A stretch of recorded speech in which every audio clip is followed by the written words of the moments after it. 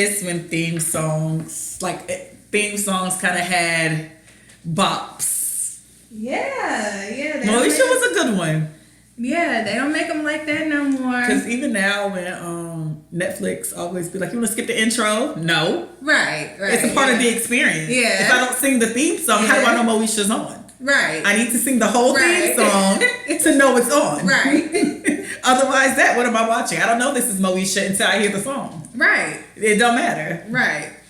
Yeah. Love it. Hey, y'all. And as you can see, we're not beefing like some of y'all thought we were. We're still friends. I still know her. I mean, Ebony did not fat shame me or call me a big head or call me flat chested or say I can't keep a man. Like, wow, Moesha, how did you? Or harass me about $20 when my lights was off. Or she did not go out with my cousin and then out him for being gay. She definitely did out that boy. I was on that episode like on Wednesday, and I was like, wow, I never realized that she really outed this man.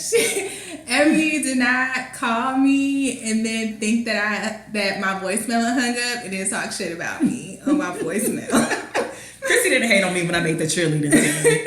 Right, and tell me, or tell her booty need to go on a diet. Cause your booty need to go on a diet. Moesha is such a terrible person. My God, I love her. Ebony did not call up my estranged father. When it comes to my birthday party, it had me waiting and he didn't show up. After I told her that he wasn't gonna show up. You know what?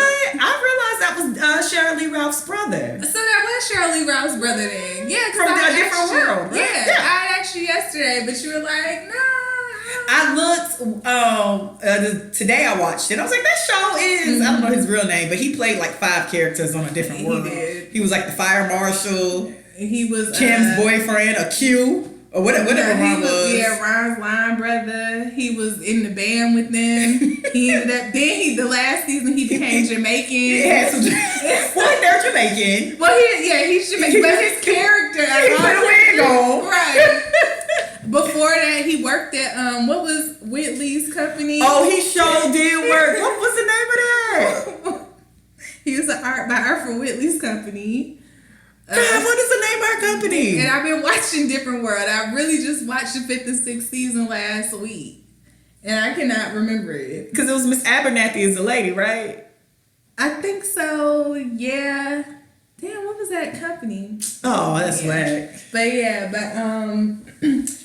so, Throwback is dedicated to Moesha because I know y'all been watching it on Netflix. Shout out to Strong Black Lead for getting them shows. Yeah, but I mean, if you were like me, you probably also realized it was like on Fuse earlier this year. They would play like a block of like Moesha and then a block of Sister. So it'd be like 2 or 3 hours of Moesha and then 2 or 3 hours of Sister. And they went through like the whole series from the pilot episode to the last episode of Miles getting kidnapped, and that's not. I'm not even looking forward to like I'm enjoying. So right now I'm on season 3. What was the last episode I watched? It was a couple of episodes after. No, the last episode I watched was when she took them to Mexico. But when they were supposed to be at SeaWorld and then they ended up going to Mexico. But it's like I'm dreading knowing that we're about to go into season 4 and 5. Because Kim's going to leave, or they going to add Ray J. It's just like, wow. Season 2 was peak Moesha. I'm sorry. I was like every day, like she really was a mess. Yeah, over Q. No, and the funny thing about Moesha to me is too, she comes downstairs fully dressed with her friends sitting outside saying, Daddy, can I go to the den? Right. She never ever thought he was going to say no. Daddy, can I go to the Bombay? It's just like, why you come dressed? Like, I don't know about y'all house, but in my house, I had to ask my mama a week before I wanted to go somewhere. I had to ask her again 2 days before, and I had to ask my mama the day of. But see, that's why Moesha, in a sense, like, when I look back on the show, she kind of annoyed me because she acted like her daddy was so strict. But I was like, Moesha had a lot of freedom. She had a lot of free time. Yeah. Like, she really used to leave school, go to the den, and mind her business, and just have to be home by dinner. Yeah, her daddy. Every day. Like, she went to happy hour, essentially, every day. Her daddy did not bother her as long as she was making good grades and stuff and being a good kid. Like, Moesha had free reign. Like, no, she may not have had as much freedom as her friends, considering that, like, her friends, you know, they may not have had, like, a 2-parent household and things like that. But Moesha had, like, a lot of freedom. Like, she could do a lot. No, I'm telling you, because who comes fully dressed just to be like, can I go to the den? And I remember, like, that first season, Dee kept trying to step in, and she was just like, anyway, so daddy, can I go to the den? Like, and on top of that, and can you give me some money? Yeah. Like, why is this random lady in our business? Right. Anyways, she was eating Dee up that first season, and I used to be screaming. Girl, like, I just didn't understand how I'd be like, I usually cook breakfast. Like, but Mo, you get like extra 2 hours of sleep. But you know don't what? have to cook What I breakfast. realized too, because Miles, I think, was 7 or 8 when that first season. So Miles lost his mom at 4 or 5. Moesha lost her at 12, and it seemed like Frank worked a lot. Mm-hmm. So maybe she had a lot of free reign because essentially she was just raising Miles by herself. Because he worked a lot, and I'm assuming he was probably working a lot even then too. Because what he said, he actually said he hadn't had a day off in 6 years. And you know the things are different than they are now. Yeah, you can't. Like back then, Listen, I was definitely in like 4th grade. I was coming home by myself, and it being like, don't open the door for nobody. We were latchkey if kids anybody called, you know, don't tell them I'm not there. Like, you take a message. Like, yeah, I was definitely in. I was watching Blaze. Yeah. And Jamar, my older brother, was watching me. Yeah. You can't do that. So I was thinking, like, we definitely could have made it in the pandemic. Yeah. we could have made it. We could have. Like, these kids out here weak. Right. But I was telling, that's what I was thinking yesterday. I'm like, so at 12, he never had a day off. He worked 6 days a week. So he probably gave her a lot of free reign because she had to grow up right after her mama died. At 12, that's a lot. Yeah, that's why she was so grown. She was so grown, but yet so kid-like. Yeah, she was weird. She was grown. And she wasn't fast. Yeah, I didn't think she was fast. She was just grown. Until it was time to be grown. She was just grown. Like, looking back, I'm like, Moesha really didn't sleep with Q. She should have slept with Q. That should have been, she didn't lose her virginity to Q. That's weird. But we gotta get into that, and because they made Moesha's virginity like a big part of the show, which is like, now looking back, it was just so weird to me that they made that like a focal point. They should, but like, yeah, because they didn't really focus on her virginity anyway. I mean, they focused on her virginity when it came to when she got caught in a room, but it was, Moesha wasn't like this pristine good kid to me where it was just like, you're gonna lose your virginity. I didn't need a virginity episode from Moesha because she had been grown for so long. Yeah, I didn't need a virginity episode, but I also didn't need them to make it a focal point of her, because it was just very like, I don't know, but like, you know, so Moesha, it ran for 6 seasons on UPN. You pick a nigga. You remember when they used to say that about UPN? You pick a nigga and WB was We Black. You never heard that? No. Oh, maybe that was just my bad friends. Well, it ran from 96 to 01 on UPN, and it ended up being one of their biggest shows. And it was actually supposed to be on CBS, but CBS ended up dropping it. You pick a nigga? UPN picked it up. And you know, as y'all know, it centers around Moesha Denise Mitchell and her family and friends in the Limit Park area of Los Angeles. And I mean, considering that y'all have probably been watching the show, I don't really think I need to go into all the characters like how I normally do. Yeah, like, I know everybody been watching it. Yeah, y'all been watching it. So, but you know, just Moesha, Moesha really was like a groundbreaking series, and also with Brandy being like the lead of it. Like, I remember being younger and being very excited to watch Moesha. Oh no, I didn't miss an episode of Moesha. Yeah. I was invested. Yeah, and I mean, even when it started getting bad during season 5 and 6, like, I'm the type of person, like, I'll stick with a show. You a liar. You quit watching Good Girls. Because that was terrible. First off, before I stopped watching the Good Girls, it was already stressing me out. Good Girls really be stressing us out. It was already stressing me out. But then by the time they're in season 3 now, season 3 or 4? I think they're going to 4 this season. By season 3, you should not be doing the same stupid shit you were doing before. So that's why I just had to stop. Because I was like, y'all, we're in season 3. Y'all have been doing this for some time. And they do dumb shit like leave their cell phones with the dead body. Yeah. They just do stupid stuff on that show. So that's why I just had to quit. But with Moesha, you know, like I hung in there, even though, you know, they added the early 2000s sitcom killer Ray J to the show. You don't have to do that. You remember when Ray J was on, like a couple of years ago, he was like on Big Brother UK or something?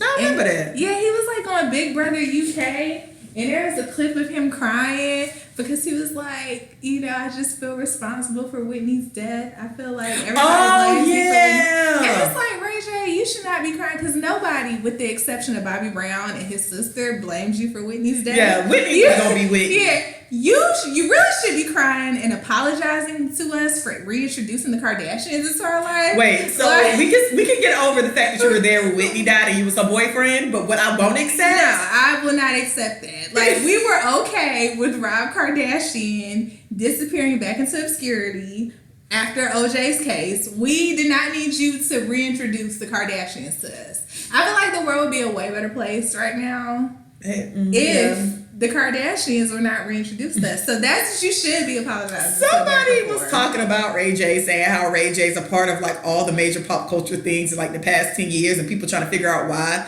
Because did you watch the crime that? Yes, I did. And he was like, so I go to jail and Ray J in there. I kid you not. It's like, well, why was Ray J there? Can we get Ray J on the line? What were you doing that you was in jail, Ray J? Girl, and I feel like his mama was probably somewhere trying to get him out of jail. His mama got his ass right on the blaming everybody else around him for him being in jail. I would never forget that reality show they had, and Brandy used to show up. What was the name of their show?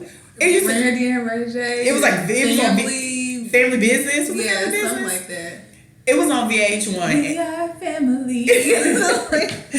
It was on VH1, and every episode, I kid you not, Brandy showed up to the family meetings early with donuts and coffee, with like a jacket she sold, in her business attire, in her business attire, with pens and highlighters, ready for this family meeting to talk about business. Ray J shows up an hour late with a hoodie on, with a guitar. Hungover with a guitar, sits at the table, plays the guitar, and his mama sits next to him like, look at Ray. Oh, Ray. And I'm like, wow. Look how you play that guitar. Ray's so talented. While Brandy's sitting over there like, so yes, I think like for the next performance, Brandy, nobody asked you. Ray's playing. You see Ray playing. It's like, no, I was just saying that maybe we should invest in Ray's talking, Brandy. Yeah, I just want to get some chicken. Like, what? Ray J was so stupid. But yeah, he did. I didn't need Dorian. Yeah, he messed up one-on-one. Like, he was just the early 2000s sitcom killer. What this song you have on UPN to get this nigga on shows? That nigga really got on I felt like he was on every show at least once. And they really should have just kept him doing them little cameos that he was doing on Moesha. We did not need. They didn't. First of all, Frank and Dee could barely control the two kids that was in their house already. Right. They did not need a third kid in that house. Who was doing more than just the typical what teenagers was doing. You going to jail for stealing cars and stuff. Yeah, you just getting messed up with patience. They literally could not contain Moesha. Yeah. Like, they forgot about Miles. Miles is like, Moesha so much that y'all forget I even exist around his house. He said, poor boy had to start smoking weed. That boy was stressed out. He was stressed. Moesha was stressing him out.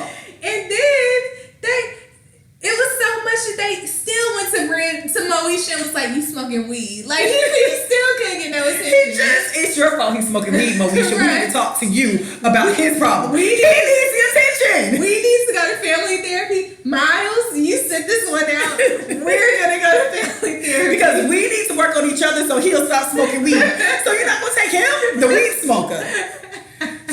Moesha was the funniest thing because Moesha had so much reign. I was just like, even with Q, the fact that Frank didn't like Q, but they still let her go to Africa on a school trip, it's just like, well, Frank. But the one thing I didn't like about Frank, because I know some people may be like, oh, he was so misogynistic, and especially for it to later in the seasons come out that he had a son this whole time. Even though I don't like to remember Frank for that. Listen, I ain't like that don't happen. Yeah, I don't even like to remember. I am Moesha in season 4, to be honest. The only thing I didn't like about Frank was how he did Q, because it was like he prejudged Q just from looking at him. Literally watched that episode. I was like, oh, from out the gate, he wanted Q. And it was like, but Q, the reason why he dressed like that was because he was from New York, but his daddy owned a barbershop. When he made it clear, my daddy has multiple houses. He did very well without going to college, so I'm not that hell bent because I came from a successful father. Yeah, and he also had career goals, even if it wasn't your practical career goals. So I didn't like that about Frank, that he just automatically was like, this thug. And then he felt real stupid because last week I watched the episode when him and Moesha went to the jazz club, or when Moesha introduced him officially to Frank as her boyfriend. And he was shocked that all the other adults knew him. And it's just like, well, what you think he's selling? Like, what do you think of this boy? But then he still didn't like him, right? Yeah, he did. He was like, because Dee was like, hey, Quentin. And he was like, you know him? He was like, yeah, he's my student. And then Adele said, hey. Yeah. He was like, yeah, he's my customer. He coming to the den. He's a high school kid. At the end of the day, he in high school, Frank. Yeah, he was playing. He was on the basketball team. I mean, even though his grades weren't. He did. Well, he did. 1.9. None of the basketball team's grades are good. But even like Frank putting money for the basketball team, and for him to be the star player, and you still like ignore the star player. Yeah, like I didn't like that, and a lot of the sneaking around that Mo did with Q, it wouldn't have happened if Frank would have just been like more. Even if you didn't like him, but would have been more receptive. Yeah, because the thing is, now you got her sneaking out window, and she wasn't sneaking out window. She was walking out her front door. All times of night, hiding at Kim's house, paging Kim to page her to get to him, like all that dumb stuff. So yeah, that was like really the only thing about Frank that, like, looking back when I watched it again, it was just like, Frank, you did a lot. You did a whole lot over Q, and it even her, she probably still would have snuck him in her house when they went out of town. But I feel like maybe she wouldn't have, kind of. Yeah, I don't, because it became like snuck him in because they were out, and it was like, oh, well, I'm gonna have a dinner party and have y'all over because I want to spend time with Q. It's kind of like he kind of forced Moesha to be way worse than she had to be. Yeah, and the thing was, y'all were kind of lean. Y'all just let that girl throw blowout parties all the time. Yeah, it was like Moesha be having a party with like 40, 50 kids. The only thing Moesha did not participate in was ditch day party. Because she was responsible. She was like, I'm a good student. That was the only but Moesha did mess up with Q when she let them grades drop too. Yeah. Or when she let him drive and then they ended up in jail. But then even with that, it was her mouth that got them in trouble because Q was just like, excuse me. It's just like, yo, I got this. I was going to let you go, but oh girl, oops. Are you pulling us over because we're black? Moesha did the most. And in Beverly Hills, it was just like, he was like, no. But now, he rolled through the stop sign. Yeah. Since we're here, now I'm gonna run your name. Yeah. Because I know y'all kids, but now I'm gonna run your name. Right. Oh, and you don't have a driver's license? But it was, I think them grades is the main way. And then she just did shit like, after getting in trouble, she'll skip school.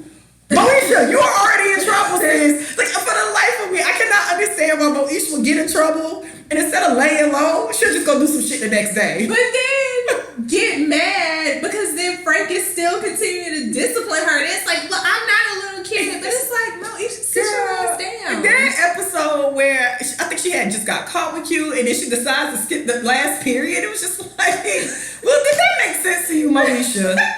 Shouldn't this be the time you sit down somewhere and wait till everything cool off? Right. And it was like, he did all that. I feel like, I mean, I don't have a child, but I feel like when I have a child, hopefully they don't date someone who I don't like. But I feel like in high school, I wouldn't really put much into it anyway because it's high school. So just let it go through its let it blossom and go. Course. Yeah. And yeah. Hell, that's most grown-ass relationships. Yeah. So it was, I don't know. Okay. So out of Moesha's boyfriends, who was your favorite? Q. Mm-hmm. My favorite was Aaron. Oh, yeah. Brandon. This is his real name? Yeah, the one who he was in all of the kids' stuff. Brandon, like, my 90s crushes are Brandon, Wesley Johnson. Bumper Robinson, yeah. But, like, the thing about Aaron, though, when I went back and watched the show, I was like, Aaron was a little bit too over her. Because if you think about it, when she started dating him, she was going into her senior year in high school because that was when she did the whole coming down from the bedroom with Jeremy. And I can't wait to get to that episode because Frank never realized that Moesha was the problem. It wasn't cute. It was Moesha's right. And she moved in with Andale, and she met Aaron during that summer because she was working at like the men's warehouse or something. But so grown. But Aaron was actually, because Aaron was a Kappa already, and I think he's a Kappa. No, he is a Kappa in real life. He got to be a Kappa in real life if he was wearing that. But you can't pledge until like your sophomore year, unless I think like alphas and AKAs you can pledge your freshman year, but you have to have a certain amount of credits to pledge. And so I was like, you were going into your junior year hollering at this little high schooler? Like, what the hell is wrong with you? But Aaron was my favorite because, and he saved her when she was about to get date raped at that party. He did save her. Even though she was amongst all her friends. Who didn't give a shit. Yeah. But who was out there chilling. Right. What happened to you, girl? You been gone. I've been getting raped, fool. Right. No, almost getting raped. I've been getting drugged. I got drugged. Right. But I liked Aaron. But then, I thought she was whack with Aaron because when she finally was like, I'm going to lose my virginity to Aaron. And then she's like, I'm so happy we're about to lose our virginities to each other. And he was like, Girl, I'm a junior. I'm a junior and a Kappa. I've been through these hoes. I've been busting these hoes. And she was like, well, I didn't know you were such a hoe. And I was just like, Moesha. I've been pulling it out, sis. Moesha. Sis.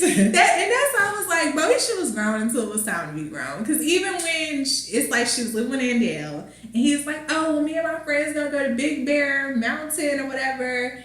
And she was nervous about going with him. But then at the same time, she was like, so Aaron, I was thinking next year when I go to college, we can live together. And he was like, wait, hold up. I'm kicking it. Right. That girl dead ass moved out her family house. Well, it's just such a piece of work. And was telling Andale, I'm not leaving your house. I'm gonna stay here. Well, it's just such a weirdo. I loved her. Like, watching these episodes of Moesha have been quite entertaining. Yeah. Especially because Moesha she's a terrible friend. She nosy as hell. She stay meddling into these people's shit. Right. She was mean to Dee, but always used Dee when it benefited her when it came to Frank. Right. She was just such a piece of work, and Dee wanted that girl to like her so bad. She did. She taught the everybody at the den how to do the hustle. Girl, they taught her how to do a backhand bounce and a butterfly. When Dee thought her and Moesha had moved closer, and Dee went to sell her mama furniture. I just watched that episode and died because I'm like, damn, Dee really thought they became friends. I just felt so bad for Dee because Dee was really trying. Dee was so sweet. Dee really wanted her to like her, and even though I don't think they needed another child because they couldn't keep a hold of the two kids they had, Dee deserved a child of her own because she really wanted to be like a mother, and Moesha wasn't having it. And I think Moesha not having it made Miles not have it because Miles was young enough Miles was more accepted. But I feel like he would have been even more if Moesha wasn't there. Mm-hmm. Like, I feel like he would have been calling her mama after a couple of months, after like a year. Mm-hmm.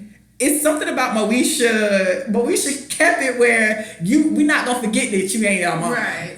It was, Dee, I love you. You not my mama. It's like Mother's Day. I can't get Dee anything because I need to get my mother. When she showed up with them damn socks, I was on the floor. Lovely day. I can't go to that brunch because I was dying because we was well into the first season before she ever showed Dee affection. That episode was the first time she touched Dee. Like, she had Dee keeping her secrets. But it wasn't even until her cousin, Laura Winslow came. I was like, nah, Dee hella cool though. So she started to warm up to Dee. But any way that she found that she could like not F with Dee, she found like even when Dee wanted her to be a model, it was like I just watched that episode. She really could have did it for me. That was rude. And then walked back in Kimberly's fashions. She pimped walked down the walkway. And I was just like, give Dee a bone. And that's why I was like, Dee did need a child of her own because Dee wanted this.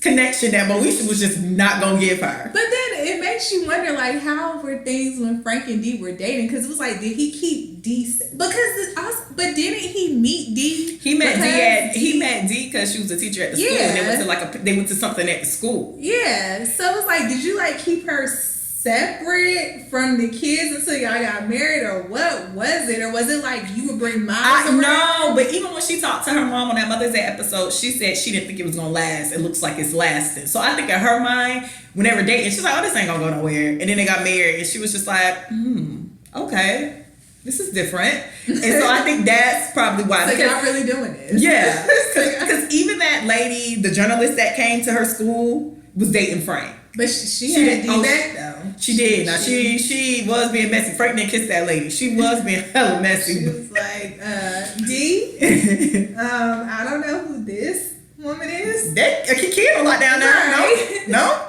Okay. Right. No, but yeah, I think she just with Dee, every opportunity she got to remind Dee that was her mama, she did, and I ain't like that. So Dee, I'm on these birth control pills. Don't tell my daddy, but remember, you're not my mama. Right. Oh my God, why boys do that? I liked Ohaji. You're not my mother, but can you not tell my daddy I went to go see Ohaji? Thank you. Oh, they kept her secrets with Q. So I stuck out with Q. I'm gonna meet him under the bleachers. It can was you not funny. tell my daddy and you're not my mama? And no, because it was funny. Even when Dee brought it up, it was like, so did you find what you was looking for in the bleachers? Oh, oops.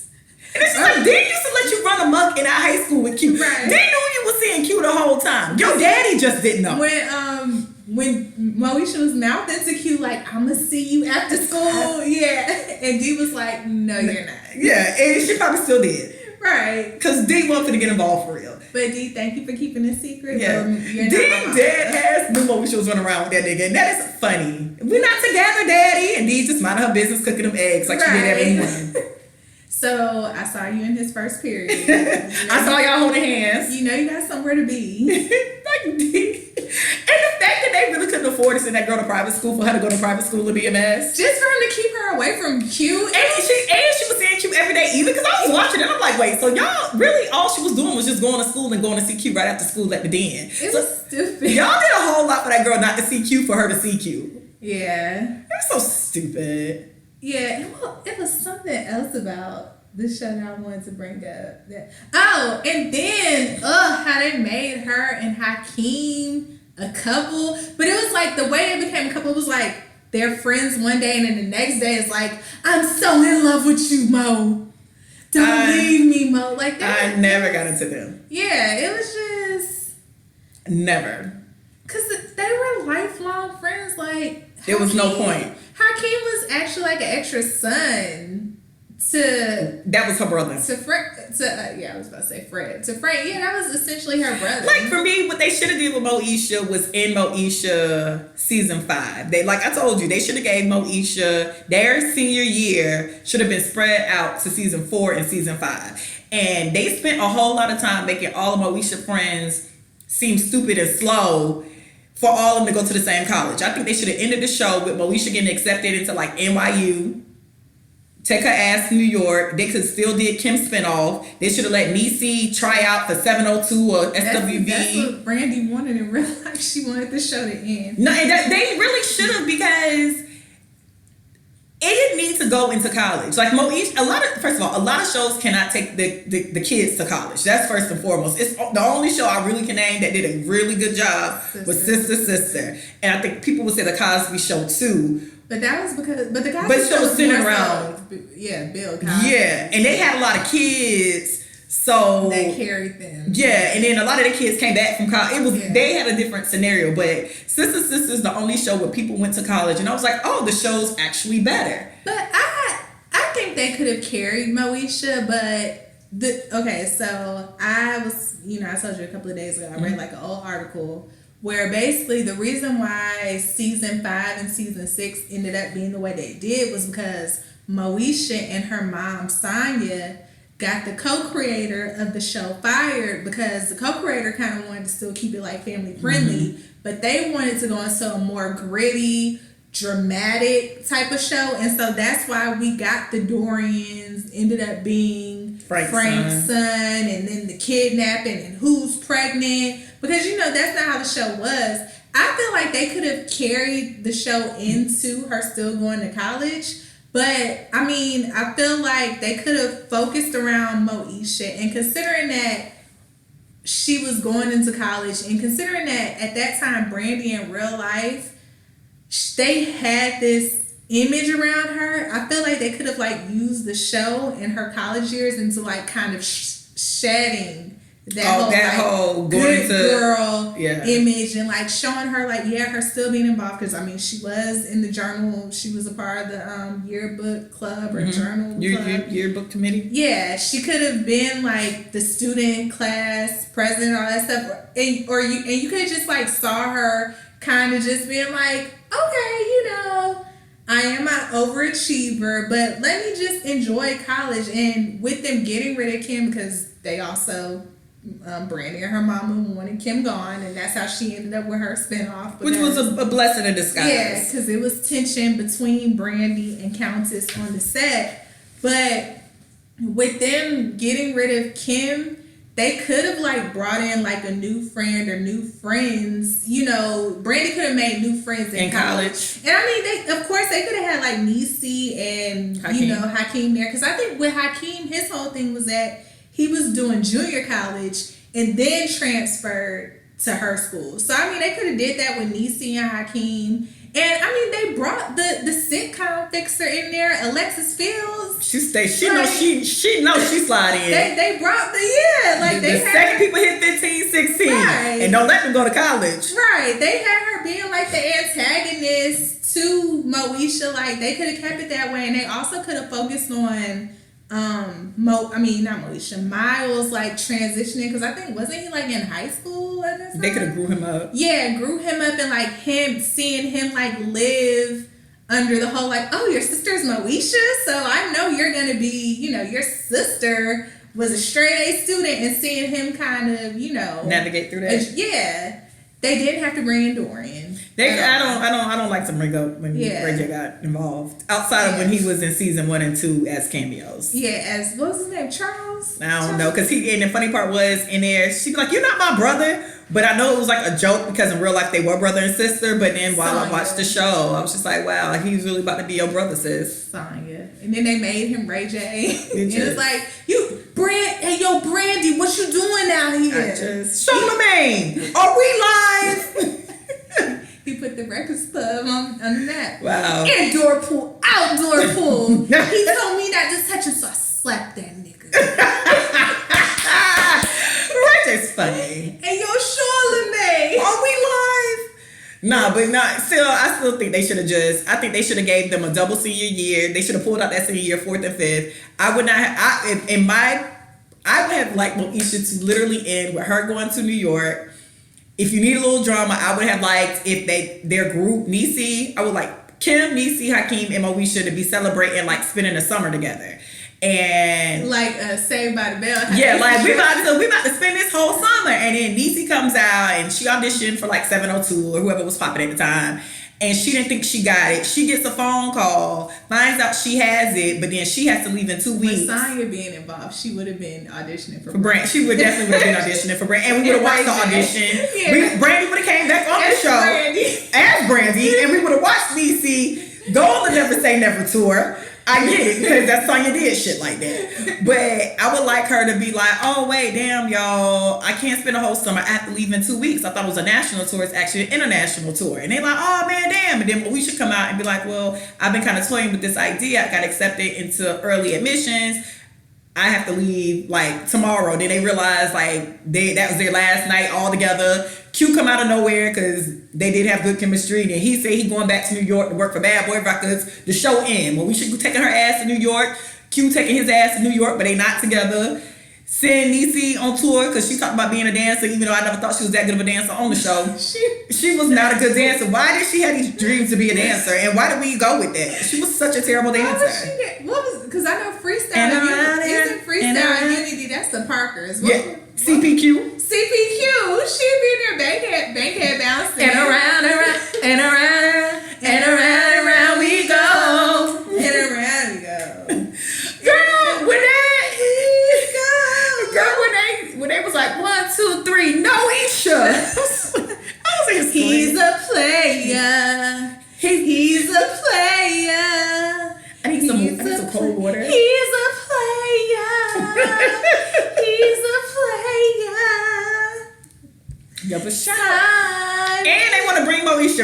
They need to leave Moesha where it's at. Yeah, they do. And the only way they can bring Moesha back is if they really, if it comes out that that pregnancy test was hers. Her and Hakeem got together. Baby mama. You don't have to bring up that song. I ain't with that drama, not the baby mama. You don't have to bring up that song. But I would like, if they do bring it back, I want them to basically have Moesha raising a child that's just like her. And then Hakeem be her baby daddy, but he passed away because he really did in real life. And because that'll kind of be like the premise of the original Moesha, which was her dealing with D because her mama passed away, and then the story continues. And then when they bring up Hakeem, then at the end of the episode, they gonna play baby mama. Can you not? Baby mama. But Moesha was a really good show. I'm sorry, watching them first. Like I said, I'm on season 3, so I was. It was a good time. Moesha really was a good time. The only thing I learned about watching Moesha now is how much freedom that damn girl had. She did. For her to be like, you treat me like a child. You don't let me do anything. Like, even when she had the cable company come in and the telephone she people. Her room into a studio apartment.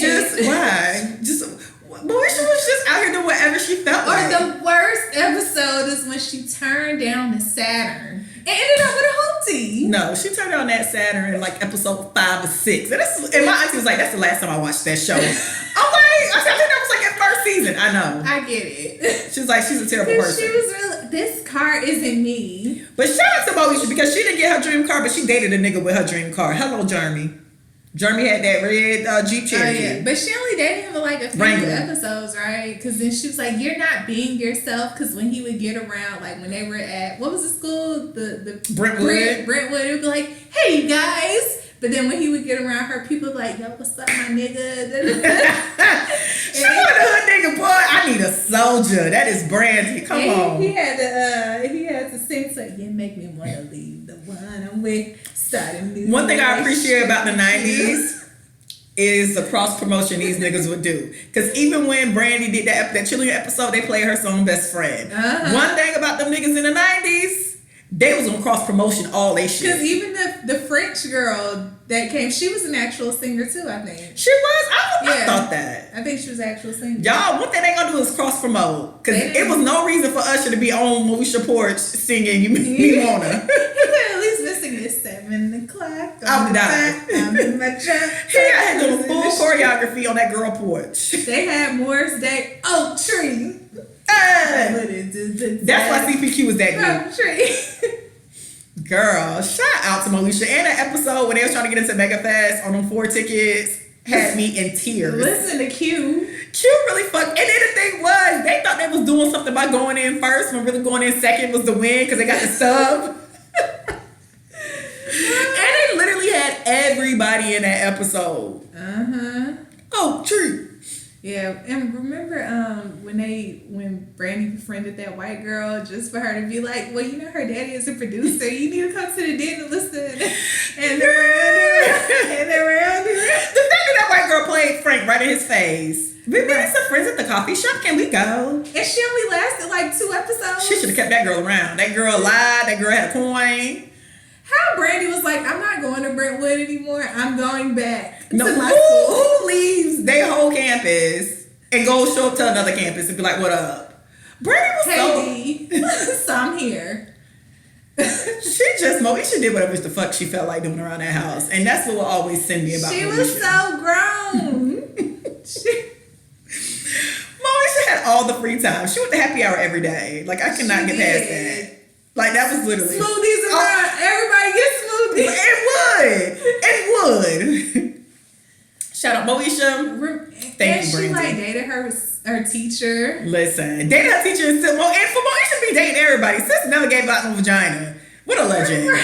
What a legend. Moesha ran through that whole goddamn city and didn't get nobody no vagina. That, you know what? Until like the 5th or 6th season, because I think her and Hakeem were having sex, and I think she had sex with Q. I hope she did. I think she did. And remember Genuine was trying to holler at her too, like that last season. I think I stopped watching Moesha around that time. I watched it. But yeah. But yeah, shout out to Moesha. Y'all can see. Rest in peace to everybody. Bernie Mac, Ricky Williams, Yvette Wilson, Lamont Bentley, Ohaji, Romeo. Yeah. What is the Romeo real name? Merlin Santana. God, Lee. Yeah. Whew. Yeah. What a time. But anyway, so did you watch Greenleaf this week?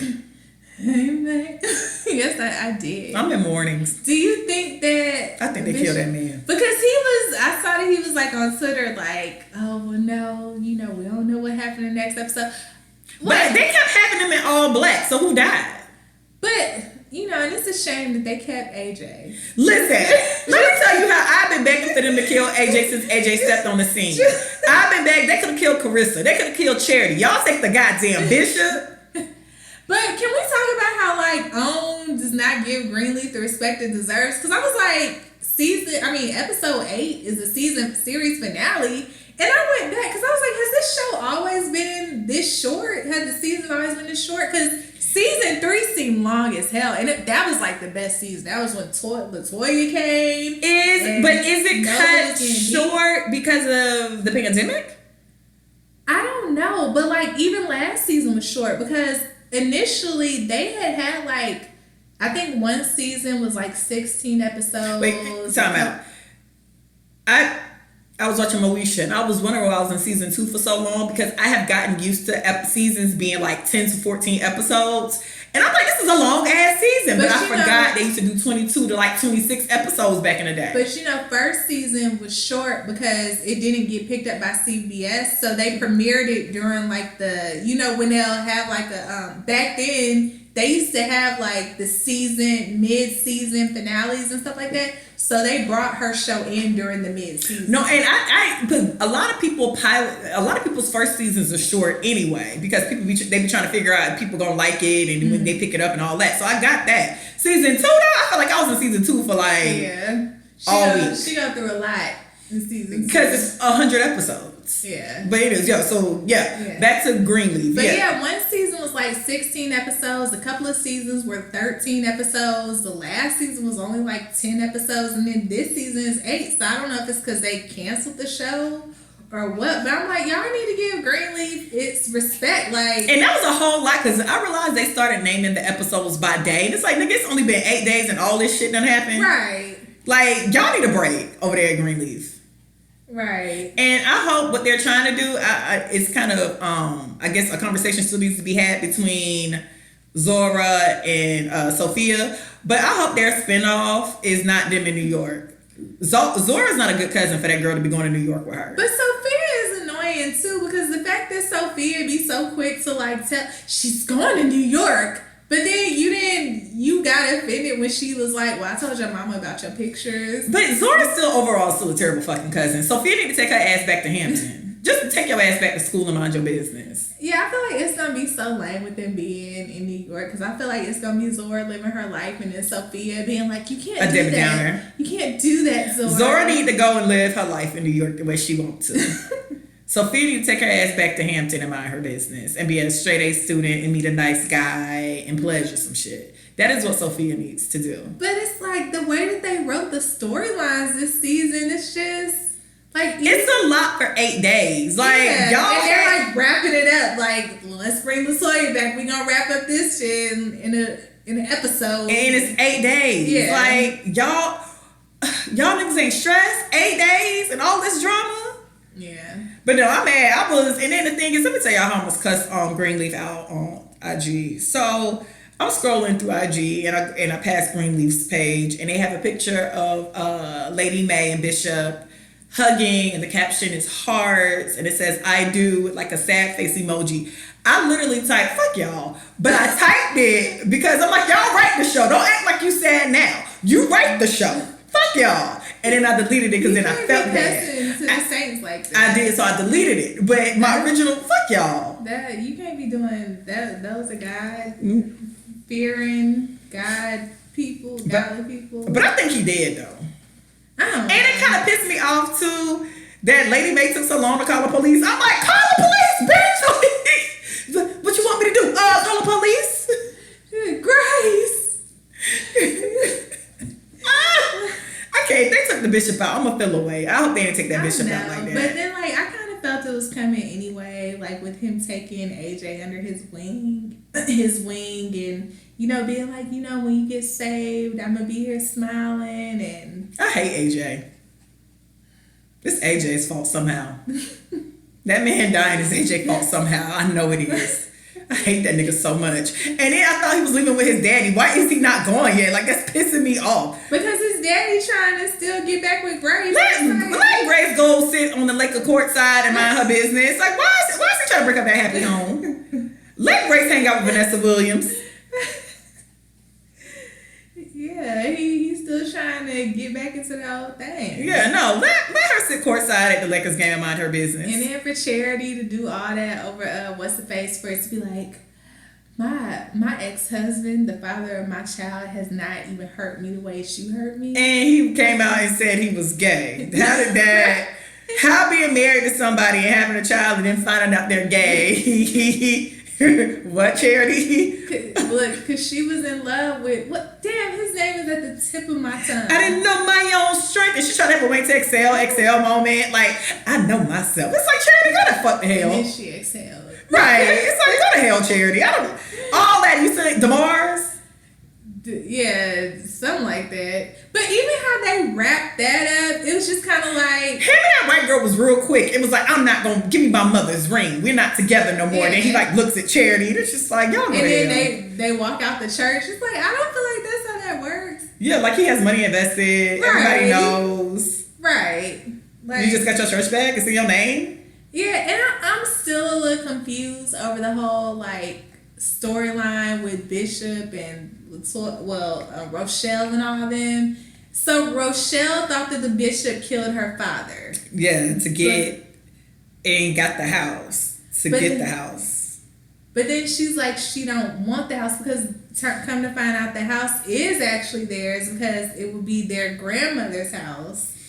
But it's like I want to pay you back. She wants him to suffer. It's like, I don't need things. But then her sister got on my nerves the whole time, too. Looking at this house, it could be doing the Lord's work. Nigga, it is doing the Lord's work. We here. Right. Like, what do you mean? But then, so how did the Greenleafs get the house in? Because when their dad, what I got from it is when their dad died, Bishop became really close with the mother. So she needed somebody else to leave the house, too. So she left it to him. Okay. Which I don't understand why she just didn't leave it to the grandkids. But she was white, and so she wasn't gonna leave. Well, but then you were gonna leave it to the Greenleaf. She might as well left it. But I guess she didn't want people to know that she had a black son and a black family or whatnot. But that girl looking around that house talking about it looked like it could do the Lord's work had me hella confused. What do you want this house to be? The soup kitchen? What exactly do you want this house to be? A homeless shelter? What you gonna turn this into a church, sis? What do you mean this house can do the Lord's work? What is it? We literally are church people. He is the bishop. What do you exactly mean the Lord's work? Explain to me what the hell the Lord's work is more than what we do. That really bothered me. I'm like, well, what you want to turn the house into? A foster home? Girl, she in the hood now, so she would have got into that house and been out here living her best life. And turn it into a foster home. They would down there and been like, actually. And honestly, they would have to sell it because I imagine the upkeep is very expensive. Mm-hmm. The Greenleafs got like 6 houses in one. Yeah, and it only seems that even if the grandmother did leave it to your daddy, she only left the house to your daddy. Yeah, they had to because they had the gate where you have to go to the guard. Like that, all that stuff costs money, girl. And just imagine if they would have got that house. The Greenleafs would have been driving by it and May would have been like, what in God's name? Lady May be so dramatic when she told. When Lady May was fasting in the first 2 episodes, I was in here crying. I don't know why her fasting was so funny to me. She was like, your favorite character of the Bible, Ruth? Get out of here, Janice. It's the way she used to eat Charity up for me. She couldn't stand that damn girl. Woo, Lady May. When you invited me to your wedding, your daddy invited you. Let's be clear. I wanted to do it without you personally. What? And how she told them about Grace is like, so I need to talk to y'all. So by the way, I had an affair 40 years ago. Grace was actually your half sister. Yeah. Anyway, so then there's gonna be a 7. Make sure everybody wash up before they come to the table. Right. I was like, wait, what?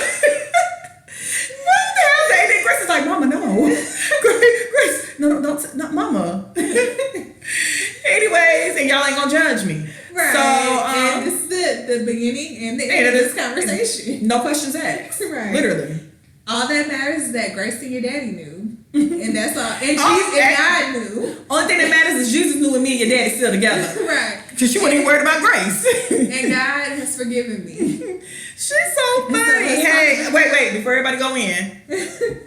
So now that Carissa is gone, now that the non-family member is gone, right. Who I didn't like anyway when we married the hussy.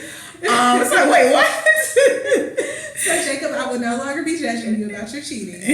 Because my bad, I cheated too. Your sister. The product.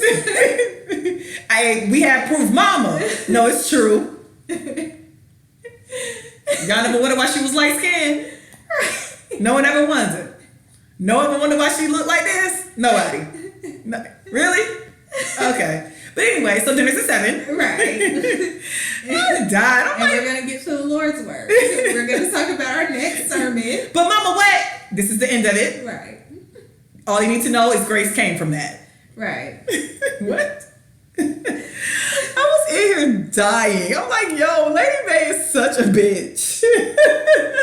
I love Lynn. Yeah. Lynn was so funny. She's a gem. She's like a for real gem. That's why I'm kind of mad at Greenleaf ending too, because I like to see people like Lynn working. But the thing is that they getting a spinoff, and from what Deborah Joy Wine what she said is that they don't know anything about what the spinoff is going to be about, but it's going to be about women. And so I don't want to see it. Only spinoff I need is them getting that one church lady who always hating about the fuck. Because I don't like the fact that she didn't get up with the white people and leave. The fact that she sat there looking super pissed me off. I'm like, so y'all not going to address her? Lady Mae, you asked her to leave. She knew she messed up. She knew it. Can't stand her. I can't even remember her name. Can't stand her. She look good though. Is it Cora? Connie. Yeah. Yeah, they need to slide Connie ass up out of here too. But yeah, shout out to Greenleaf. I'm really... Yeah. If that man dead, I'm gonna be real mad. I ain't gonna lie to y'all. Yeah. But they were wearing all black and tears was flowing. So hopefully AJ just finished with his suicide and gone. I mean, suicide's not funny, but I'm saying because he attempted before, maybe this time. I don't like AJ. They've been trying to make him better these last few episodes. Still don't like it. I don't. When he talks, my heart don't feel it. They've been trying to make him a little bit. What's the word that I want to say? They've been making him tolerable. I still don't think he's tolerable. Hopefully, the funeral is his. I think it's too soon for the bishop to leave this earth, even though he is way older than AJ. That's terrible. No, he need to be added. And then they did all that for this show to end. So it's my gosh, is that the song that they're gonna? Because they redid that "Going Up Yonder" song. For their album. Yeah, and it did not sound good. Who sung it? Tremaine Hawkins. Yeah, they redid it for the show, and it sounds bad because they played it on Erica Campbell's show like a month ago, and you could tell that it was recorded during the quarantine, and so everybody was at their respective locations. Whoever mastered it should have left it where it was at. Yeah, it sounded bad. That's a shame. So hopefully that won't be the song. But yeah, they can. Shout out to Greenleaf. You was a good time. You was, but like a good season 3. That was the peak. Was that when Charity punched her hand through the vending machine? Yes, that was when Zora was getting beat. Zora being beat wasn't funny, but the whole thing, everything around Zora being beat was just so stupid.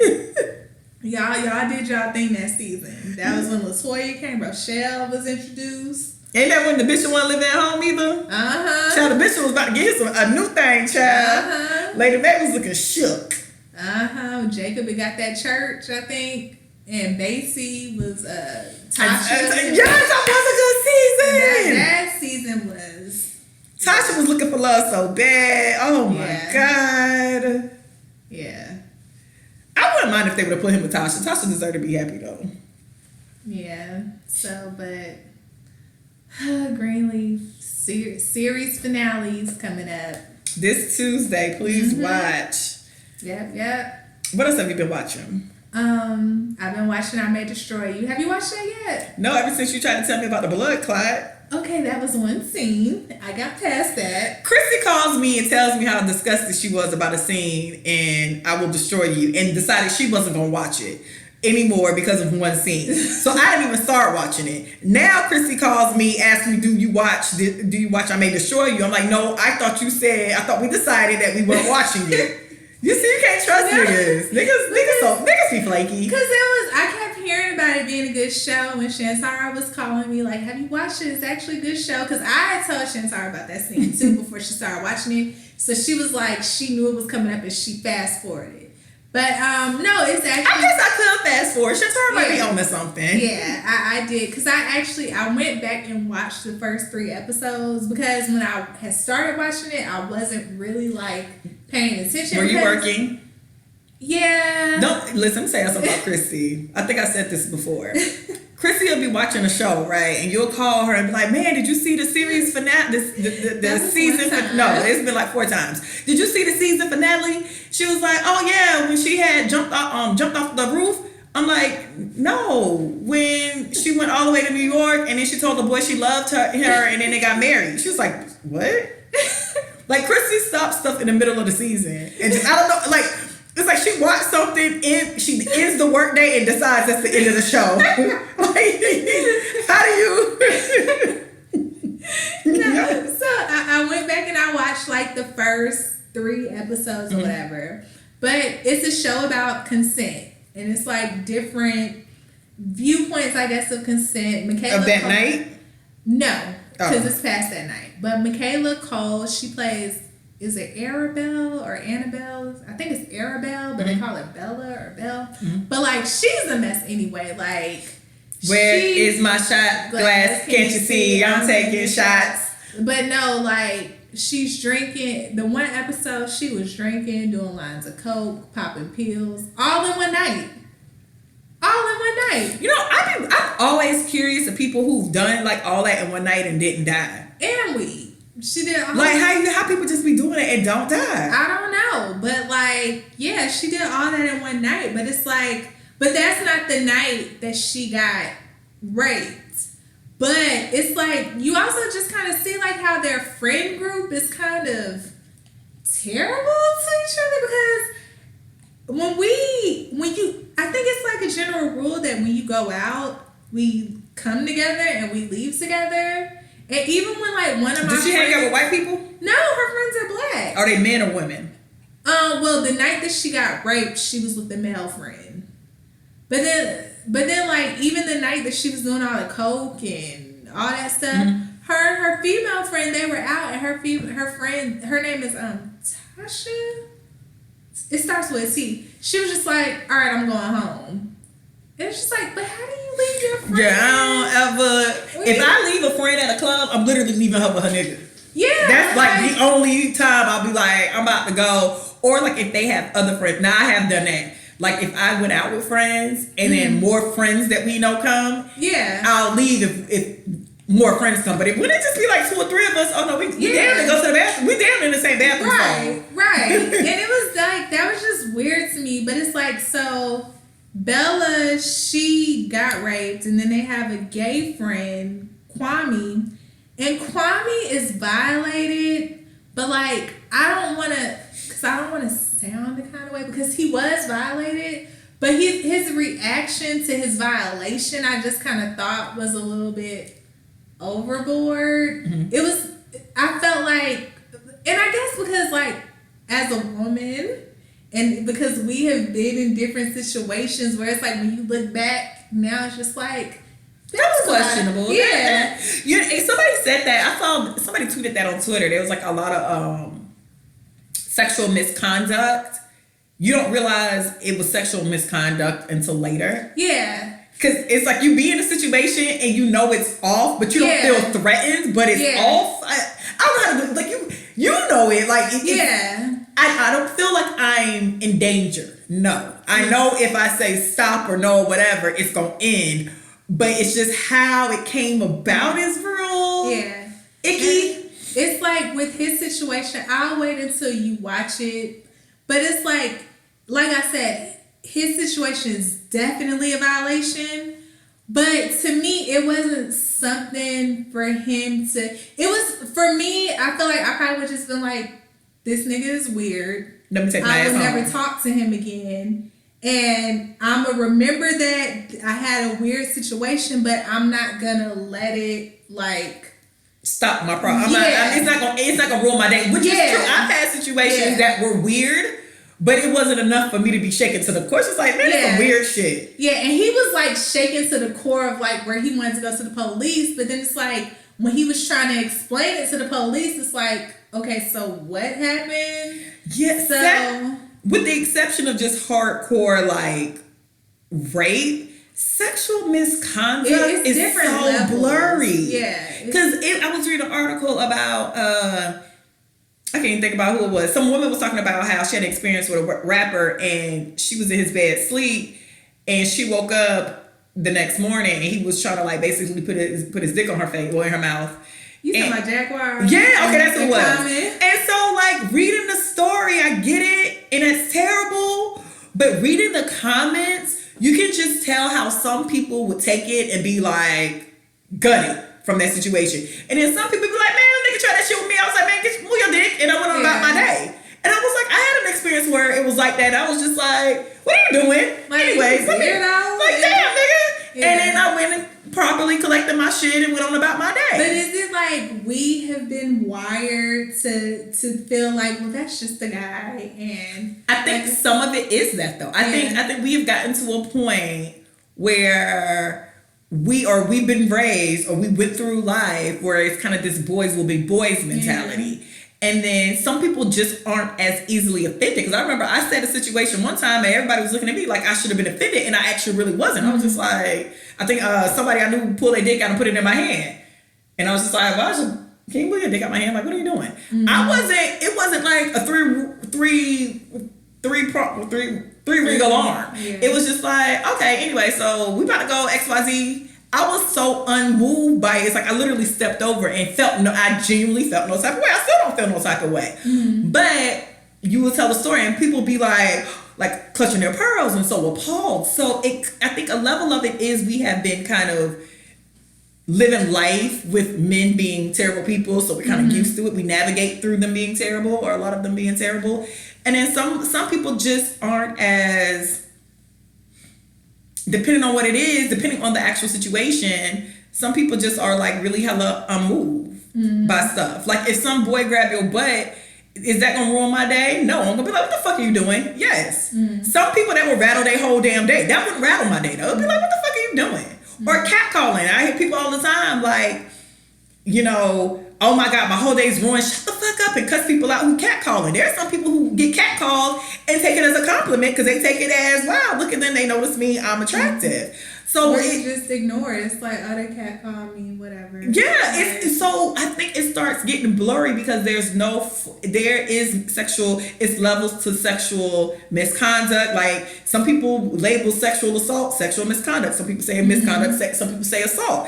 You have to kind of, it's blurry with the exception of just full out like, yeah, you've been assaulted. Yeah, and then even when you get to rape, it gets, if it's a stranger taking you in the back alley, I think we all agree that's terrible. But then when you start saying somebody I was messing with raped me, now questions come. So how did he rape you? What do you mean he raped you? You said no, you said stop. And especially if it's like you're in a relationship, it really gets blurry. Yeah, it's just like, but y'all married. What you mean he raped you? How can somebody, so what, you said no, wait, what? And then you get bombarded with all these questions and then it gets blurry again because some people look at it like, well, that's your husband. And some people be like... you had sex with him before. So. And that be the thing, because even with that Jaguar Wright woman, the thing was, well, were you coming messing around? What were y'all doing? Did y'all have a relationship?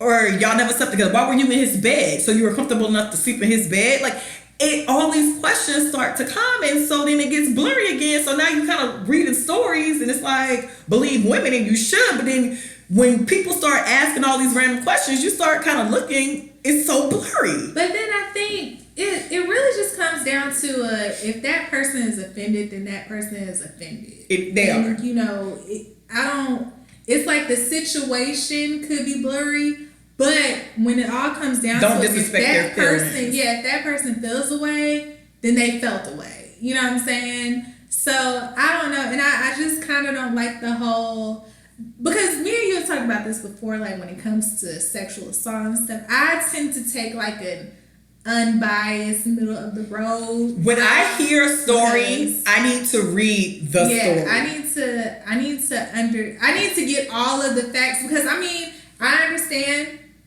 niggas really do be out here raping. They niggas are rapists. I also know that sometimes women do lie, but I mean, it's also flip, because women be raping dudes too. You know what I'm saying? I don't automatically go to, it's like currently Takeoff from the Migos has been accused of sexual assault, and but it's because he grabbed her butt, right? Or no, she's said, saying that they had a full-on rape, and it's been proved. She went to the doctor after he raped her. Okay. But people, allegedly raped her. But it was like people automatically like, he didn't do that. He the quiet one out of the group. He unproblematic. And it's like, but you don't know him. You don't know him, and also you don't know drugs. Because you gotta remember, people be wild and living whole lives. And then it's like, well, so you're going to sue him, but you're not going to press criminal charges. But then we also know that sometimes it's easier to just sue, to do a civil suit, and especially when it comes to rape, because it becomes a he say, she say. It becomes, she was talking to him at the party. Yeah. No, she was talking up on him. Yeah. No, she was holding his hands when they went upstairs. Yeah, I seen them talking. They was kissing in the corner. Because the story that I read was that they were at a party. He was staring at her. She felt uncomfortable. Something happened later on that night. She was actually talking to somebody else. There was like a scuffle or something like that. She went into a room to get away from it. He followed her into the room and raped her. And she went and got a kit done. It's been proven that she had forcible rape. So that's what's being reported. But like I said, she did not she didn't file a criminal assault against him, I guess. She's automatically like suing him. So it's different. I don't know, like I don't automatically go to the whole like, God, and especially in the black community, it's always, you trying to take a black man down. But it's like, black men be doing some jacked up stuff. They do. And black men don't stand by black women a lot of times. So And honestly, I don't know how this is gonna sound, when I'm more inclined to believe a black man when believe a black woman when she accuses a black man of rape. Even though, like I said, I'm more in the middle of the road, but you lean more to the woman. You read the whole story, but when you first hear something, you're like, he probably did that shit. Well, not that he probably did it, but I'm more so like, I don't put it past him. I do, because I don't. That's the thing. Yeah. I wait till all the facts come out on all these situations, because we do have a tendency to read a headline, and that's not even just with sexual assault and rape. That's with literally everything. Yeah. They give y'all these catchy phrases and words in a caption or in a headline, and we just monkey dive in that bitch. We all the way in it. Cancel them. They dead to us now. So when I read headlines, I like to read the story. Yeah. Now, I don't put past shit. Yeah. Or people in general, I do not put nothing past people. Yeah. I don't at all. I definitely, if you tell me some dude raped you, I don't put it past, he probably did. Right. If you tell me, she scammed you, I don't put it past her. She probably did scam you. Right. I don't put it past, and when it comes, like, even with all that, because he quiet, that don't mean shit. We don't know that nigga in real life. He quiet on camera. Yeah. We don't see that nigga every day. Yeah. So it was like, when it came out, like, he raped me, it was just like, well, I don't know him. I don't put it past him. I'm not saying he did rape you, but I don't know him. I wouldn't be shocked. Yeah. But then too, even with like those type of situations, it's like people have a tendency to act like if you're not, because somebody's like, if it was, which one they say did it, Offset? Takeoff. Still don't know my Migos. Jesus Christ. The one that Cardi's married to. Offset. It was like, if it was Offset, I would straight up believe it. And it was just like, well, why? Yeah. Because he's a cheater. Him being a cheater has nothing to do with being a rapist. Right. How do we? if it was Quavo, I would believe it because he's the more vocal one in the group. It's like, what? Because he talks? Right. You believe it because he talks? Right. What? That makes no sense. People really have like this weird type of... Yeah, I tend to give I tend to give everybody the benefit of the doubt. Like I said, with Takeoff, I'm giving him the benefit of the doubt because we don't know the story, but at the same time, I'm like, I don't put it past him. But that's even me and this Epstein stuff, because people are trying to figure out why certain people was on his plane. But I'm like, well, rich people borrow rich people planes. So, but once again, I wouldn't put it past Bill Clinton.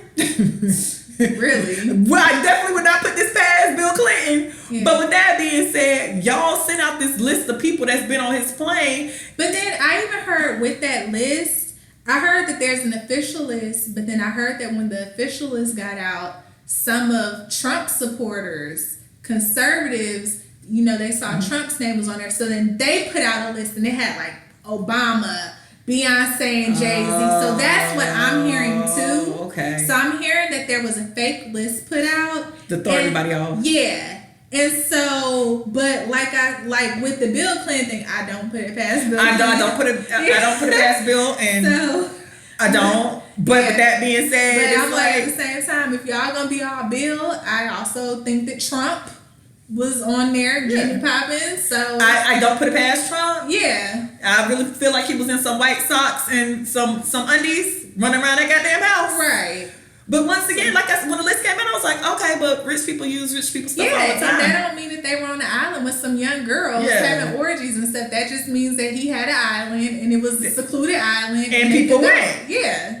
That happens all the time. Do y'all not know how many people don't flew on Tyler Perry plane? Tyler Perry stay landing out that plane. Yeah. So I don't like how everybody who is on this supposed list is now being accused of being a pedophile and a rapist and stuff. To me, I'm like, that's unfair because everybody should get the benefit of the doubt. Though. Yeah, and like I said, I'm one of the people. I wouldn't put it past you. I ain't gonna hold you. I ain't gonna put it past you. But I have to read, especially when it comes to kind of these trendy or these topics that are just all of a sudden in our faces all the time. I have to read it, especially even that one with the guy who was on Parks and Rec, the Indian guy. You have to read these stories. For real. And that's everything in jail. That's not even sexual assault. So. But especially with this day and age now of, people really being hypersensitive to stuff and some stuff that when we were younger, we would have let it slide. It wouldn't have been a big deal. So now it's just with the whole Me Too movement. And it's one person says that they were raped. So now another person's like, well, he grabbed me inappropriately. Yeah, so now it becomes a snowball. Yeah, you y'all be safe out there, man. Niggas are weird. Yeah. And so back to I May Destroy You. That's the whole concept of it, and seeing Bella, now the episodes that I'm on, she has came to terms with her rape and seeing how she's navigating through that. And part of it is that she's now become a social justice warrior. And that's where she's putting all her energy into it instead of her really being this happened to me. How am I going to get through it? How do I need to deal with this? How do I need to process it? And where I'm at now, she has came off of the drugs and stuff. I'm just trying to figure out how people be doing coke, weed, pills, and liquor and don't be dying in the bathroom. She was doing it. Because I just remember, not a lot, but I know people who party that hard. It's just how y'all just don't be dying? I don't know. And do y'all remember the night? Give me enough. Look, I don't remember the night. How y'all? Yeah. She was, but y'all check out I May Destroy You. Okay, I'm gonna try to watch it now that Christy said we can watch it. Yeah, it's good. Another show I've been watching is P-Valley. Brandy said P-Valley's terrible.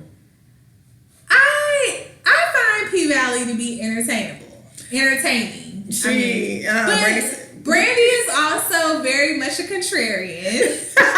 Brandy don't like nothing nobody like. You be like, oh my God, Brandy, this new album's amazing. Hated it. Oh my God, Brandy, everybody voted yes. I voted no. Brandy waits to see the consensus of everyone and then be like, I hate that shit. She was on Facebook, hated it. They was in y'all comments try to really convince her that P-Valley's good, and she kept putting like a sleeping emoji. I will say, because if she only watched like the first 1 or 2 episodes, it is kind of like, but like once you like really get into like the storylines or whatnot, because initially I was like, oh, so this is like the Players Club expanded. Hey, there's some hoes in this house. There's some hoes in this house. No, but like the show is by a woman. I think she's the writer and creator or whatever.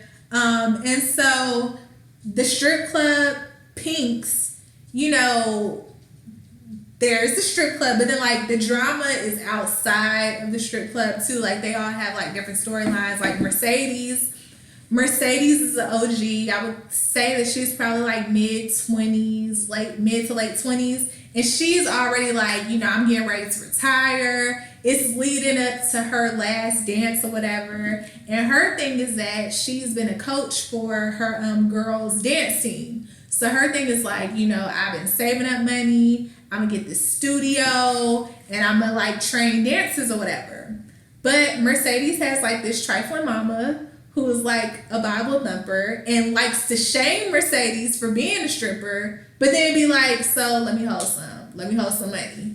But she know where that money come from. Yeah. There's some hoes in this house. There's some. Girl, her mama like was in the church quoted, one episode she quoted, she was like, I was like Deborah Cox. Nobody was supposed to be here. And that was one episode she was like, we don't need no hateration, no holleration in this dancery. I would have fell out. That's funny. Yeah. So you got like... It come on Stars, right? Yeah. Okay. So you got Mercedes' situation where she's trying to get out, but it's like, you know, I'm saving money, but then it's like, she has a soft heart for her mama, even though she know her mama ain't shit. Then you have Mississippi. That's her stage name, Miss Mississippi. But that's a terrible stage name. And cricket letter. What would your stage name be? Christy Love? I don't know. Love. Christy Love? You would never be a stripper. You would never last in that town. Caramel. I don't know. What would my stripper name be? Ebony. Ebony is actually a porn genre, right, so I could actually go with Ebony. Right, because I think Mercedes, that's her real name, and then that's her stripper name too, maybe. And so Janet Jack Me. That's a porn star. Yeah, I'm going to say it sounds like a porn star. But Mississippi, her real name is Keyshawn, I think. Keyshawn. Mississippi's such a terrible. M-I, cricket letter I, humpback I. But she has a baby that she like bringing with her. Her boyfriend is abusive. So she's like came to the club like with black eyes and stuff, and she's really good. She's a good performer, but she like doesn't really have self-esteem about it. So then you have Autumn. Wow, they really have y'all invested in the strip in a strip club. I'm excited. Autumn, this is the thing. I guess the show is supposed to be. I don't know if Autumn is supposed to be the star, but with Autumn, we don't really know her backstory. Mm-hmm. It seems like she's came from Hurricane Katrina because they keep showing like flashbacks of like just floods, all that stuff, and it seems that she was in an abusive relationship and she had a child, but they keep showing flashbacks, but they haven't told us her deal now. And it's like she came to the strip club and she says her name is Haley, but her stripper name is Autumn. And I don't exactly know what she's doing because she was able to get these IDs from people, like I guess those that perished during the flood. Mm-hmm. And so she was going to like she was getting wire transfers and getting all this money from like different places, but then going to banks and setting up different accounts, but you can't go over a certain amount before the feds are brought in or something. You can't deposit over $10,000. Yeah, so she's going to. Don't ask me how I know that. Yeah, she's going to like all these different banks. I don't know where she's getting the money from, and she's doing it under fake names. So it's like we don't really know her deal, but then it's like I don't really find her that intriguing of a character for them to be drawing out her storyline. It's like, so what is she? What's she doing or what's she not doing? Yeah, like tell us what she's doing. Actually, she can quit the strip club. Yeah, we don't need her. Because it's like she's not that good of a stripper. it's not even like she's doing like routines on the poles and stuff. Like, I don't know if it's her acting or the personality of her character, but she's not that intriguing to me. It's just like, tell us what she's doing. And so, and with her, like I said, I guess she's supposed to be the star of the show. But like I said, she's not that intriguing to me. And then it's like the whole colorism thing too, because it's like with it being her first night there, everybody's like, oh, come here, red bone, she light skinned. Come on. Yeah, but it's like is she red bone or she Trina red bone? No, she's like high yellow. Okay. So yeah. And then you got Uncle Clifford, who is the owner of Pink's. And Pink's, he's barely keeping his head above water with Pink's. But like Uncle Clifford, he's not trans, but like he's a man, but like, you know, he dresses up in women's clothing. Drag? I don't know if he would consider himself a drag queen. It's just he's very feminine. Yeah, but it's like he know when he needs to be masculine, he's masculine. But I'm so intrigued. Yeah, you gotta watch it. But then like his relationship with Lil Murda, who is like this rapper who trying to get on. And his name's what? Lil Murda. Okay. Yeah. And yeah, because it was one scene, girl, I can't even tell you. You gotta just. They was having sex. You gotta watch it. Because I was just like, oh, okay. All right. I'm intrigued. How many episodes they in? 5, I think. 4 or 5. It's 30 minutes or an hour. An hour. And they just got greenlit for a second season too. They got I think that show got greenlit on the second episode. I think somebody retweeted somebody from that cast. I don't know which one it was, but they said they got greenlit at the like episode 2 or 3 or something. Yeah, like early.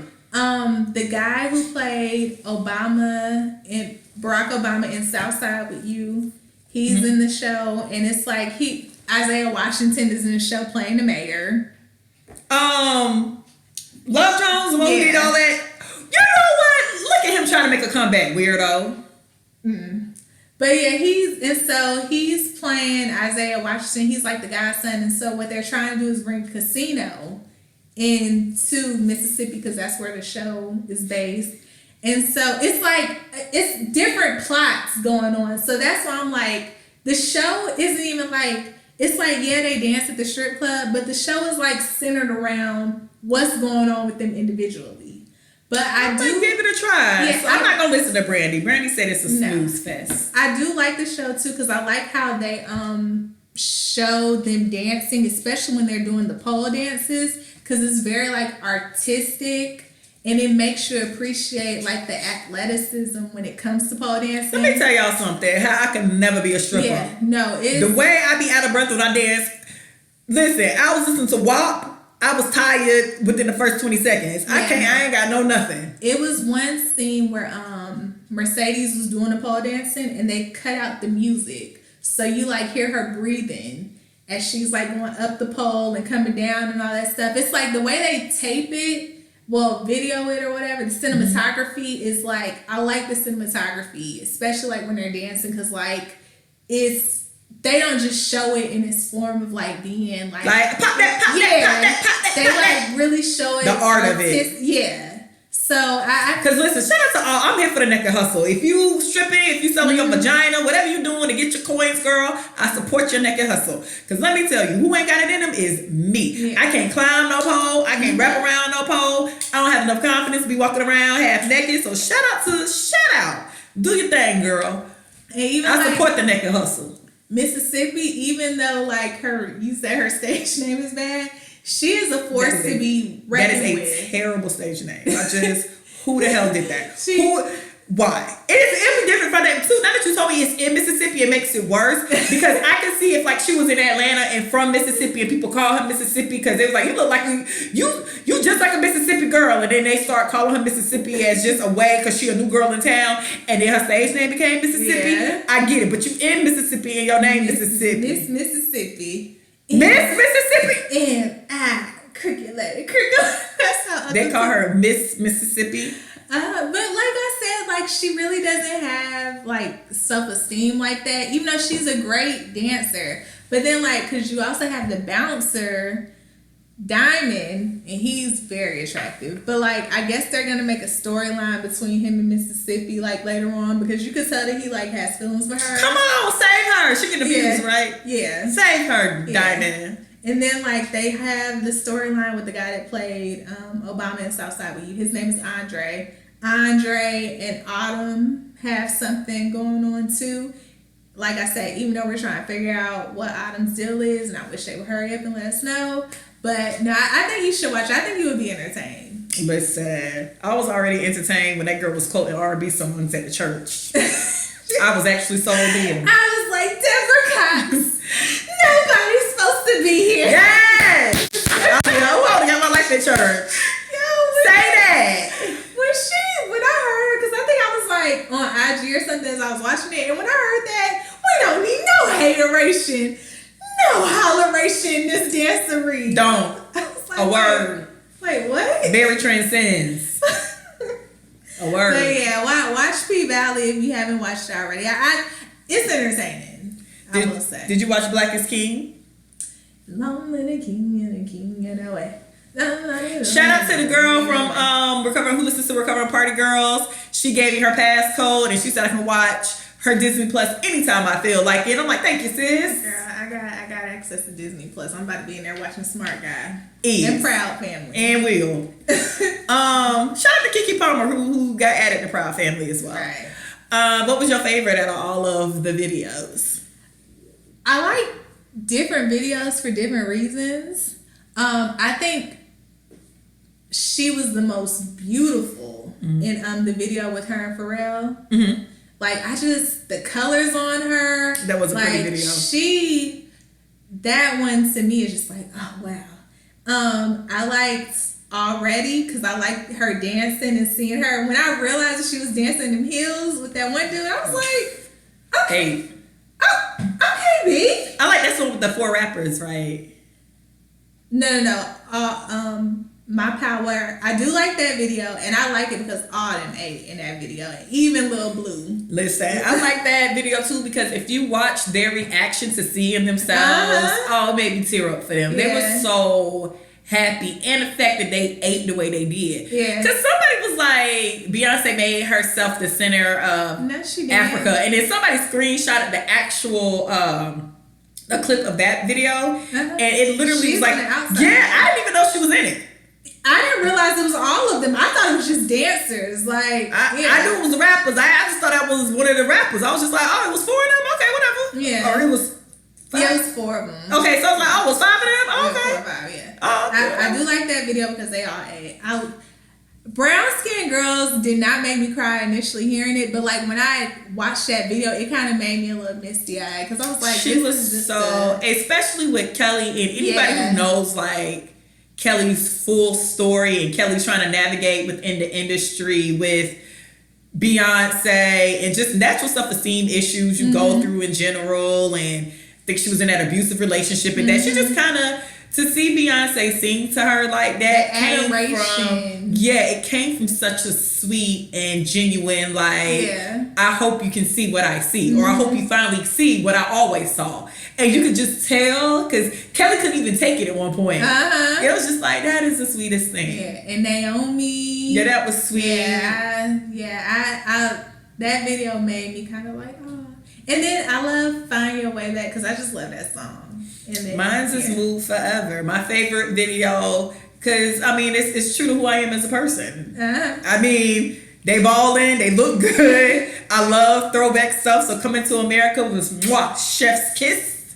And, I like how they were going in and out of Kids. Yep. When the boy was rapping Jay-Z lines. And he did such a good job.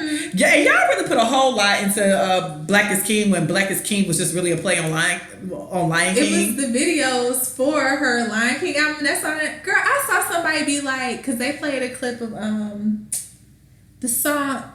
Oh, they played a clip of One Time I Swam in an Owl, I swam in an owl, didn't turn around. And she said something about my skin is exotic or something like that. And somebody was like, that's her shading 50 Cent. I was just like, the album came out last year? Yeah. She's just releasing the videos this year? Like... She didn't know what 50 Cent was going to say to you. Right. And it just annoyed... It annoys me how people, social media, the internet really allows people to just get online and say anything. Somebody I almost told my cousin off. This is gonna sound so petty. She reposted. Somebody was like, "Damn, I didn't know Mickey and Minnie were siblings. This whole time I thought they were a couple." But they were. A simple Google search, and that just be it. That'd be my problem with social media. A simple Google search would literally have pulled up the history to Disney, and it would tell you that Minnie was literally made because they wanted him to have a companion, not a sibling, a companion. Right. And basically said what's understood don't need to be explained because they were like, you know, they married, but now y'all didn't see no marriage, y'all didn't see no wedding. Basically, a simple Google search. And Daphne was created for Daffy. What? A simple Google search really tells people all of this stuff. And the thing was, he had like 30 retweets. Like, what is this? Yeah, people just. Well, so, what were your favorite videos? Move Forever, the one with the brown skin girl because of the message and everything, and the one with the other African women rapping. What's that? My power. Yeah. My power. My power. And then too, because when I read the article, they said they just keep extra stuff for Blue because Beyonce doesn't force her to do nothing she don't want to do. Girl, I'm sorry to cut you off, but I even saw somebody being like, I hate the way that they're trying to force Blue into the spotlight. They need to give her a choice if she wants to be in the spotlight. I'm like... So the director who works on Black is King says what they do is they keep extra stuff around for Blue just in case because she's at the video set because she wants to be. And if she sees something she likes, she'll ask, can she do it too? So now it makes sense, with the exception of Brown Skin Girl. I'm pretty sure Beyonce probably talked to her about that because she was on the song. But so it made sense why she was on that one twirly thing. And it made sense why she probably was in that My Power video because those kind of probably seemed like fun to her. This my line. Yeah. This my rhythm. And it's like, I'm pretty sure Blue doesn't have to go to rehearsal because Blue be sitting at Beyonce's rehearsals all the time. So she know the songs. This ain't no perm. So it's like, I like Black is King. I like the play on Simba. Because I mean, Lion King, I think people miss that part too. It's like, y'all know she just reimagining Lion King. Yeah. This is literally Lion King. Yeah. Like Akuna Matata. Did y'all miss the whole part where they said Akuna Matata? Did you miss the older black woman who was literally Rafiki? They had like red, white, and like she literally was Rafiki. And they had like scenes from the movie of like James Earl Jones speaking in the literally. It's just weird because like when it comes to Beyonce, at a certain point, it's just like just say you don't like Beyonce. It's so much easier just to say you don't like people versus trying to find a reason not to like them. Yeah, like just say you don't like Beyonce, and that's cool. For you not to and like you want to be in the conversation. That's the weird part. That's not even Beyonce. That's a lot of artists. People don't like certain people, but continue to talk about them to be a part of the conversation. Yeah. Personally, for me, artists I don't like, I don't pay attention to. I don't give them good vibes. I don't give them bad vibes. I don't follow their page. I don't comment on their stuff. I am literally indifferent about artists I do not like. Or me, even with the artists that I don't like, even if they do, and if I see them, they do something good, I'd be like, oh, that was good. But I'll still like, but I don't like. But I'm not gonna buy your album. Yeah, you see how that works. But even with that, I'll still give artists a chance to be like, okay, well, I don't like them, but let me see what they're talking about. But if I don't like it, then I'll just go along with my day. Like y'all literally y'all don't like people, but want to be a part of their daily conversations. Yeah, I just like y'all. So for y'all not to like whoever, y'all stay in the middle of like their people. Like you stay in the middle of their hives and they stands. Right. And I like with me, I don't consider myself a stan of Beyonce because I'm not about to sit online and argue with you over Beyonce. Listen. And if Beyonce do something, if she put out a song or something I don't like, I'm gonna be honest about that. Was the Black Parade the one I didn't like? Yeah, I'm not gonna make myself like it. Like I don't care for it. But I think she gets a very unfair assessment. Like people just be waiting to tear her down. And it's like at the end of the day, Beyonce is an entertainer.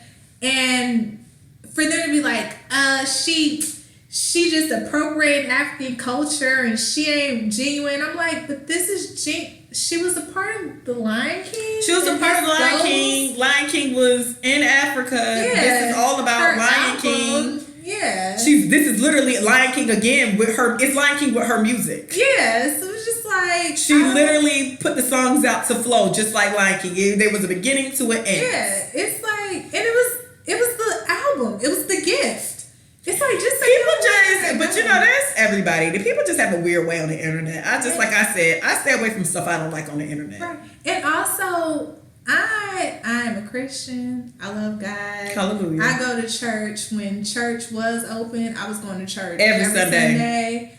Now the church is closed. I make sure every Sunday at 8 o'clock I'm tuned into my church service. Clank my cell phone. I do my daily devotionals every day. I wake up talking to God. I go to sleep talking to God. Good night.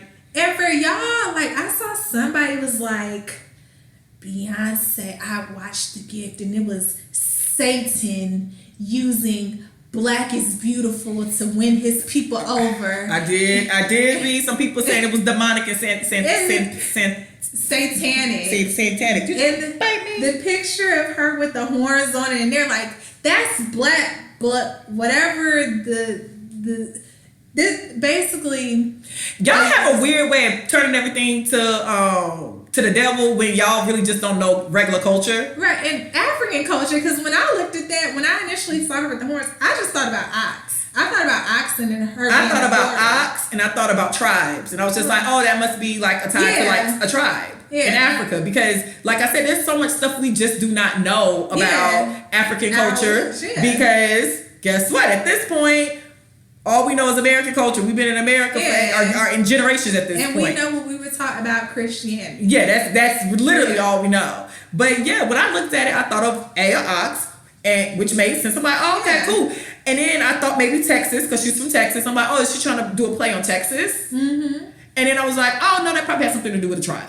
You see how and then that was it. But these people who several years ago got on YouTube and was watching all them Illuminati videos, and now it's just I don't see how I remember that era. My brother was, oh my God. My brother said there was aliens living under the Denver airport. Me and my mama was so happy when he finally got out of being on YouTube. Like, me and my mom used to sit at the table just look at him, because he really was so deep in it. It was just like, you weirdo. I just don't. I don't see how y'all allowed that into y'all spirit, because I'm not going to allow that into my spirit. Not.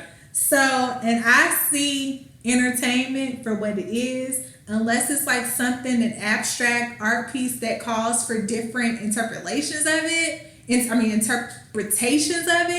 But other than that, like the whole, I watched and I just felt like I was just watching demonic stuff. It's so satanic, Illuminati. And I just really don't understand, why is it with our artists, it's you only blowing up because you worship the devil, you sold your soul. Why is it that people just can't work hard for what they got? And the saddest thing too is when y'all did that to Jennifer Hudson after she literally lost damn near all her family, and y'all sat right there and said she gave up her family for fucking stardom when her family was literally slaughtered. Or even how Megan had to shut that shit down when it came to her mama, Megan Thee Stallion. Oh yeah. It was for y'all to be preaching demonic, like how something is demonic. Do you know how demonic that is to accuse somebody of that? Like, that is. And I mean, death is just a way, it happens. It's a way of life. We live and we die. And so for you to be like, oh, this person killed their family. People don't want their family to die. And honestly, not that Jennifer Hudson has had a bad career, but she lost 3 people. She should really be Michael Jackson level at this point. You know what I mean? Like, if all this is what y'all saying is true, she literally lost her brother, her mama, and her nephew in one sitting. Literally. She literally should be Michael Jackson. Right. And it's like, so you mean to tell me that people are sacrificing, quote unquote, their family and friends when we don't even know if the product that they put out is even going to be appealing? Make it make sense. Like, it's just. Like, y'all really think, and then Meg Thee Stallion mama battled cancer as well. Right. So it's Illuminati and just not regular fucking cancer. Right. And the fact that leading up to her mom, she lost her grandmother. She has lost her father. So it's like, the shit is just weird to me. Like, and if this is all Illuminati, I expect Meg Thee Stallion to be Michael Jackson in 2 years. Right. And the whole Beyonce, if you watch Crazy in Love, when she's dancing on the floor. No, when they said something about her burning in the car. Yeah, some Illuminati mess where she killed Beyonce and now she's of the devil. Sasha Fierce. It's like, yo, is yeah, I don't allow any entertainer, because I know where my relationship with God is. So I don't allow anybody to affect my relationship with God. I don't care, Beyonce, anybody. So it's just like, either just say you don't like her, just stop watching her stuff. If it's not for you, it's just not for you. And y'all hate people and literally watch their stuff. I would never understand y'all. Let me tell y'all something. When I don't like an artist, I don't like them. I don't watch their movies. I don't give them my stream. You know, I literally do not give them my stream. When I don't like, I hate the Shade Room and all the blog sites, but even when I go on those sites, I don't even go on a site where I flip through stories. I literally go to the page, look through, and pick the story I want to click. I want no engagement to nothing I do not do.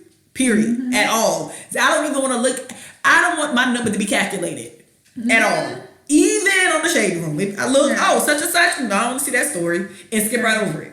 And also, like, people's argument about capitalism, we all benefit from capitalism. So I don't understand, like, this whole, we have to live in this utopian society of communism. Do y'all really know what communism is?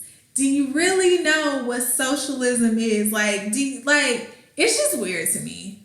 And got all these arguments, all these think pieces came up simply over Beyonce releasing Black is King.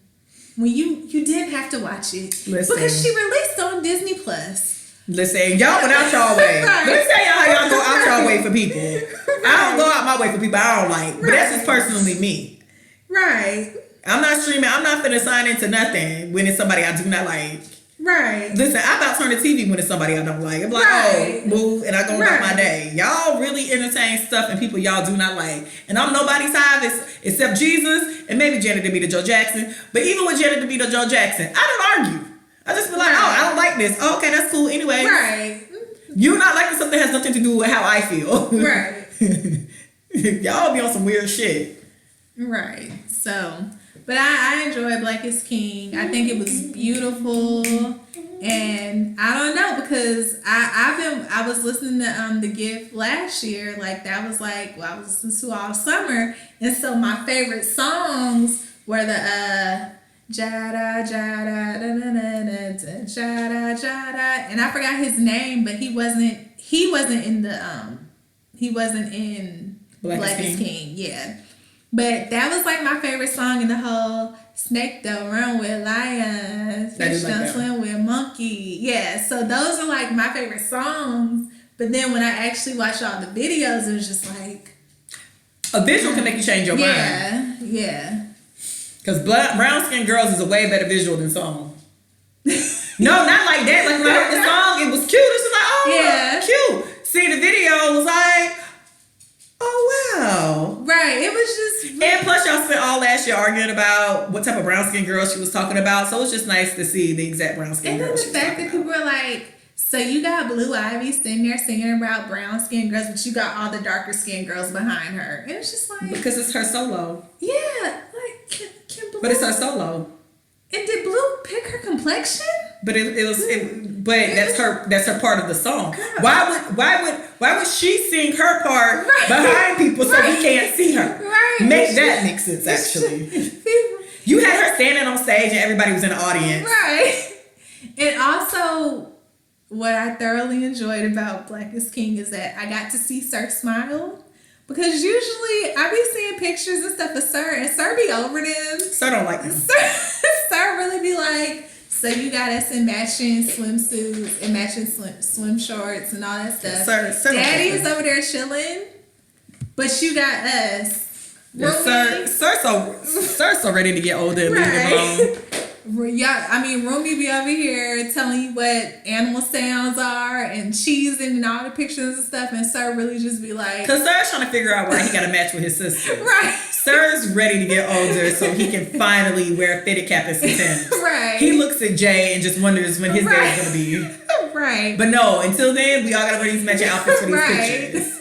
And no, your daddy not gonna do it, so it's just gonna be the four of us. But I can't match daddy. You know, they don't make fitted caps for babies. Right. So, I mean, Sir just, every time I've seen Sir be over Beyonce. Sir's so tired of her. He be over all of them. So it was nice to see him smiling and laughing.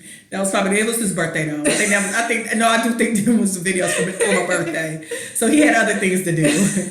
But the second that day ended, he was like, Chrissy dog just ran upstairs. I need to go get it.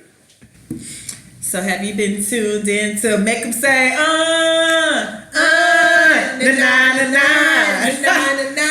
almost something motherfucking I got this bitch. Oh shit! Shout out to BET. Every blue moon, y'all shock me with something good. And the No Limit, the Hip Hop Chronicles featuring No Limits, and I think next week will be the last episode.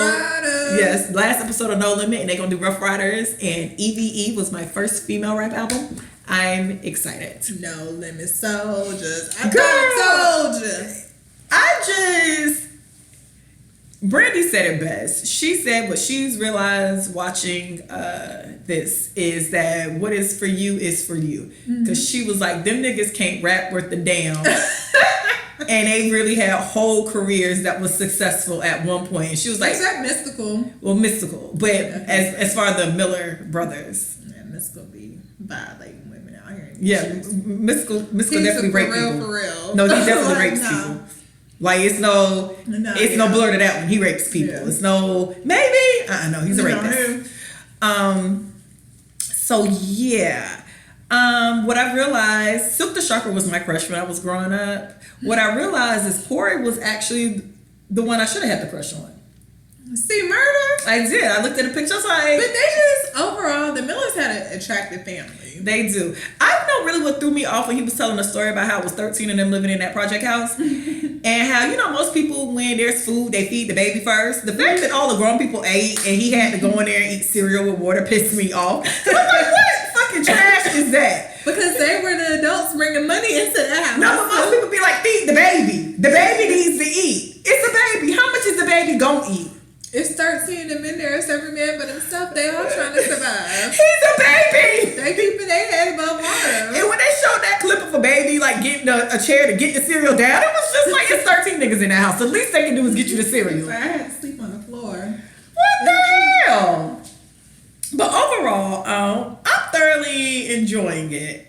But it made me realize though that when it came down to No Limit and Cash Money's still my favorite New Orleans group though. Mm-hmm. But No Limit definitely did kick down them doors for them though. But he said, what you mean? Like just kicking the doors down for Louisiana. Well, he said Birdman and it was before them. Birdman may have been doing his thing, but Birdman didn't go mainstream before. Oh, yeah, that's true. Yeah, and Birdman and them was still trying to get a distribution deal between. Oh, yeah, because he went to Peter Help. Mm-hmm. Yeah, that's... Master P, I remember we grew up during the era of like No Limit running things, but I didn't realize how he had his hands in like several different pots, like even with the sports management. Yeah, that was the shocker, how much he did. But I think a part of him making sure was because he just knew. I think he knew that rap shit wasn't gonna go on forever, and he was just like, we need to get it how we live, pimp. And he knew he wasn't the best rapper. And he knew he could build a team. He knew him and his. Well, Sim Murder wasn't so bad. That home video with Silk the Shocker in the studio though could have been left off. You know what's so funny to me is that when Snoop and DMX did their verses last week, Snoop played Down for My Niggas, and I got hyped because I thought he was gonna play Silk the Shocker part, but he played his part. I forgot, because when you go to the clubs, they only play Silk. I mean, C Murder. I was thinking, in my head, I was like, how does this part even go? They only play C Murder part, and then we move on because that's the only part we care about. And then when I was watching Hip Hop Chronicles, and then I realized, I was like, that was actually Snoop's song. It was. It was Snoop's song. And I'm down for my nigga. Bitch, see murder go off. And if anybody fucks with Snoop Doggy Dogg. Hey, the way I used to point to my nigga around that time. On the wall. Hey, go off. Yeah, Snoop, he ate you on your own song, bro. And you were the better rapper than C Murder too. But it's something about C Murder, the way he was driving that car, the way he was bouncing, he felt that shit. He felt that shit. And we realized that he was about that action for real. It's like shooting yourself. It's a suicide. He was about that action. I got 100 niggas with me. And he did. One thing, you know, I appreciate somebody who lived by their lyrics. That, it all makes sense now. But it's sad that, like, they had so much opportunity, but, like, he just couldn't get at it. If I can get you out of the streets, then you don't need to be with me. Come on, Monica knew. Monica. Charge it to the game, baby. Monica knew. Monica already knew. And she was 14 and he was like 26. She was 16, 17. He was 26. He was 29. He's 10 years older than her. I looked it up. So she was 16, 17. He was 26, 27. Not 14. Same difference, but not really. Let me stop before Master P hear this. Nah, dead ass. Don't play. Shout out. But no, I thoroughly enjoy. I like to hear the back. Well, me and you both like to hear the background stories of like groups and labels and bands. Mm-hmm. So y'all did a really good job with that. Don't give up on your dreams, man. Yeah. Master P and them really ran it for a minute. And he was very enterprising. So yeah, because like you said, he knew it wasn't gonna last long. So he was like, "Let me get what I could get." And then go back and have Romeo show out. I got an uncle named Silk and an uncle named C. You know, little rapid ass. Girl, I remember the first time of me hearing Master P, we had just, me and my sister, well, not just me and my sister, but my mom, we had just moved from the Bay Area. We were in Atlanta, and my sister was driving during this time. And I remember she putting in the little CD player, doom, doom, doom, doom. Hey, what's up? It's the ice cream man. Mr. Ice Cream Man. It's the ice cream man. Mr. Ice Cream. I got that's my song. Ice cream. And I remember being like, what the hell is this? But my shit was gangsta, hustler, baller, cat dealer, who I be. Your neighborhood drug dealer, a young nigga that's about it. I mean, these no limit soldiers, we get rowdy. You know how they do that? I mean, yeah, break them all something. Oh God. Don't make me break you all something. The fact that he really was pushing them albums out like that too. Yeah, and all them had like all them makeshift covers that they had. All the covers was dead ass, a money emblem, a tank. It was like that 3D black and gold. Like, that shit was distinct. Okay? Like, especially when they were saying he was getting them framed before they was even going gold and platinum, and it went down like a hallway. It's just like, it was very... Wow, y'all was really making this shit on, I was about to say Pinterest, not Pinterest, on Paint. Y'all was making this shit on Paint, on Word. Y'all made this, and it's like they had... You know, like on Word document when you like try to get creative and like have like bubble letters that are 3D as a title. It literally is that. I was just Versace shirts and stuff. I was just looking. Them suits was oversized like hell, but then they weren't like oversized. Like it was weird. It was. And then when they panned down that hallway, I'm like, them was some ugly ass covers. Take them shits down. This is not how Babyface house looks. Because Babyface got that same, well, Babyface has 10 hallways and 5 rooms. Oh. That shit when he was like, yeah, because I used some like, this is so ugly. That era. Like, you knew a No Limit cover, even if you didn't even know they were No Limit. They didn't have to put nothing on it. They literally could have put a person and just the regular art in the title of the album. And you didn't even take off the tank. I don't even need the tank. Because the tank would always be on the back. It would be like No Limit Soldier on the back with the tank. You just had to see the cover, and it'd be like, so it's a No Limit. Wow, that's okay.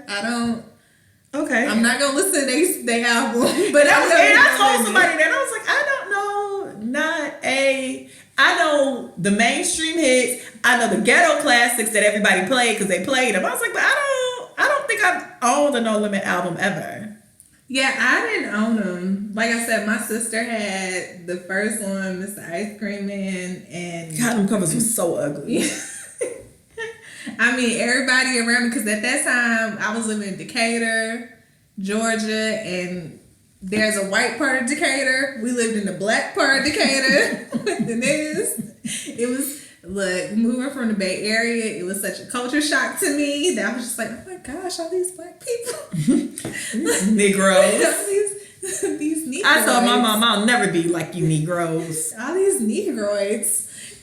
So, but yeah, no limit. That was the era. And then when they tried to come out with "We the 504 Boys," Hey, huh? We the 504 Boys. What was it? Let me see. Wobble wobble.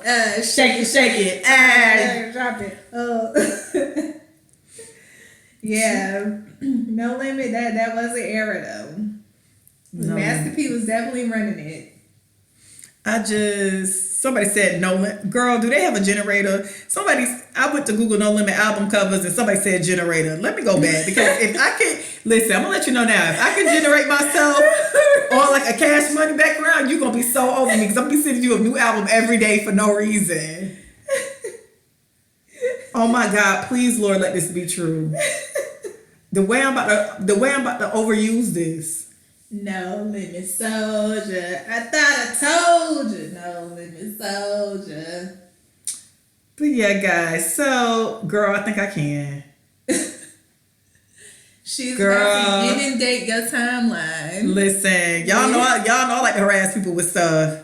It's about to be over for y'all the way I'm about to have album covers.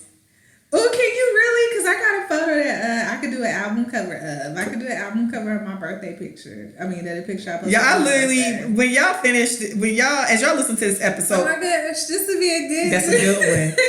When y'all get a chance, please Google No Limit album covers and just relive how these niggas really did. Have all the same. It's the same. It's gonna be a car. It's gonna be money. It's gonna be just the same font. Never change the font. Girl, I think I can do it. It's about to be a wrap. I'm letting y'all know now. If I can make No Limit album covers. Hey, Soulja Slim, it's over. Look at Mia X. Oh, they did Mia X so wrong too. They got her in that same wacky ass suit.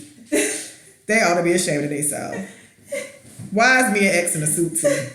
In a brim hat. Bless. Yes, and shout out to Mia X because Mia X don't get the recognition that she deserves. And shout out because I think she be cancer too. She looks really good. She did. She looks great. Yeah, shout out to her. I can't wait to see the fifth part. Like they said, at one point we just making money, and then we're not. And then especially when he was like, well, if y'all want to go, I ain't signed contracts, but I was still getting money off y'all if you left. Like, you just wanted to go, you just left. Yeah. And I did not realize that the album with Snoop with Laylo, I forgot that was actually not Cash Money. That was a No Limit album because that album really was like West Coast. Like, but I can see that because originally Mia X said she asked them to make their music sound more New Orleans, and that's when they brought in New Orleans people. Because you remember he had been in LA he had been over in California that whole time. So she said it was her that was like, "Can you get, old boy from our city? Like, why are we making this up in music?" And plus, I don't want to hear y'all New Orleans accents over. But I didn't want to hear Snoop over New Orleans. I only want to hear Snoop over New Orleans beat as a feature randomly. Yeah. I don't want no whole album of that. But that's why Snoop was like, that last album that he had for his contract, he brought in Dr. Dre because he was like, it was a way to give back to Master P too. Because, with them reuniting or whatnot. So. Yeah, that was really nice for Snoop to get his 3 albums and going about his day and still.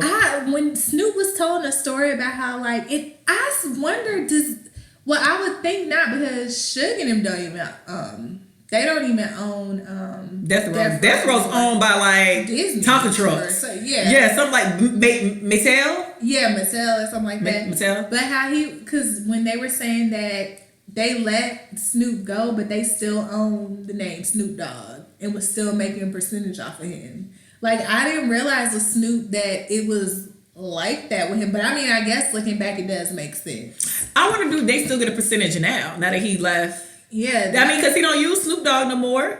Which that was Snoop Dogg. No, I think they own Snoop Doggy Dogg. They own Snoop Doggy Dogg. Oh, okay. Okay, so. Yeah, they own Snoop Doggy Dogg, which was stupid of them. I would have had that nigga changing his whole name. Dog. I own Snoop Dogg, Snoop Doggy Dog, Snoop Dippity Dog. Snoop Diggity Dog. Right. Whatever you think. Yeah. Snoopy Dog. Yeah. Snoopy. Hey, bitch. Yeah. Oh, because we just call him Snoop Dogg now. We call him, and we really just went down to Snoop at this point. But yeah, they said D-O-double-G-Z. Yeah. D-O-double-G-Z. Yeah, that's right. Yeah. So it was Snoop Doggy Dogg that they did. And then he went down to Snoop Dogg, which at the end of the day, he was going to go down to Snoop Dogg anyway as he got older. Yeah. Snoop Doggy Dogg seemed like such a kid name. Yeah. So. But I wonder, do they still get a percentage of Snoop now? But I guess not, because he's not under that contract with them no more. Yeah. But Suge Knight is such a fucking terror. I think we talked about Suge Knight before. I hate that nigga so much. He's in jail where he belongs. He is such a goddamn, he is a terror. I've never heard a good story about that nigga. When Snoop went to jail, I was like, he may not have did it this time, but he's did something before. He's done something before. When Snoop went to jail, I was like, you did something.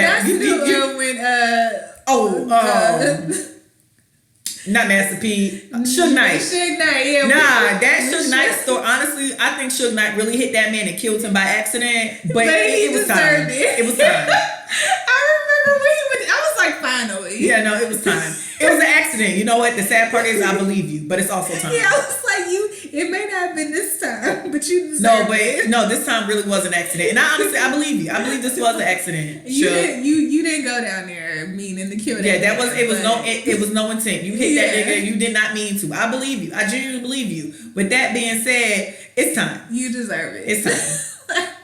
It's been time. It's been time. That you haven't. And the fact that you took your ass down there anyway, you don't fuck with them niggas, them niggas don't fuck with you. Why are you at the NWA thing anyway? Why are you worried about your likeness? Why are you worried about how you're gonna be portrayed? You don't even talk to them. Yeah, who cares?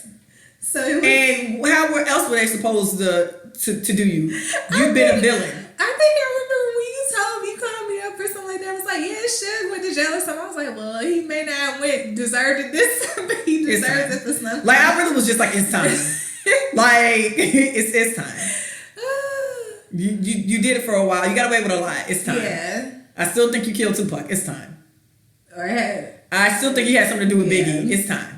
So. And let's talk about how you held Vanilla Ice over a balcony. It's time. Or how you were even making jokes about Eazy-E injecting him with AIDS. Oh, realty on like a late night white people show. Yeah, and laughed about it like, you damn weirdo. Ugh. And the fact that even though Mitchell wants to act like y'all was in love, but you was beating her ass. It's time. No, Michelle, correction.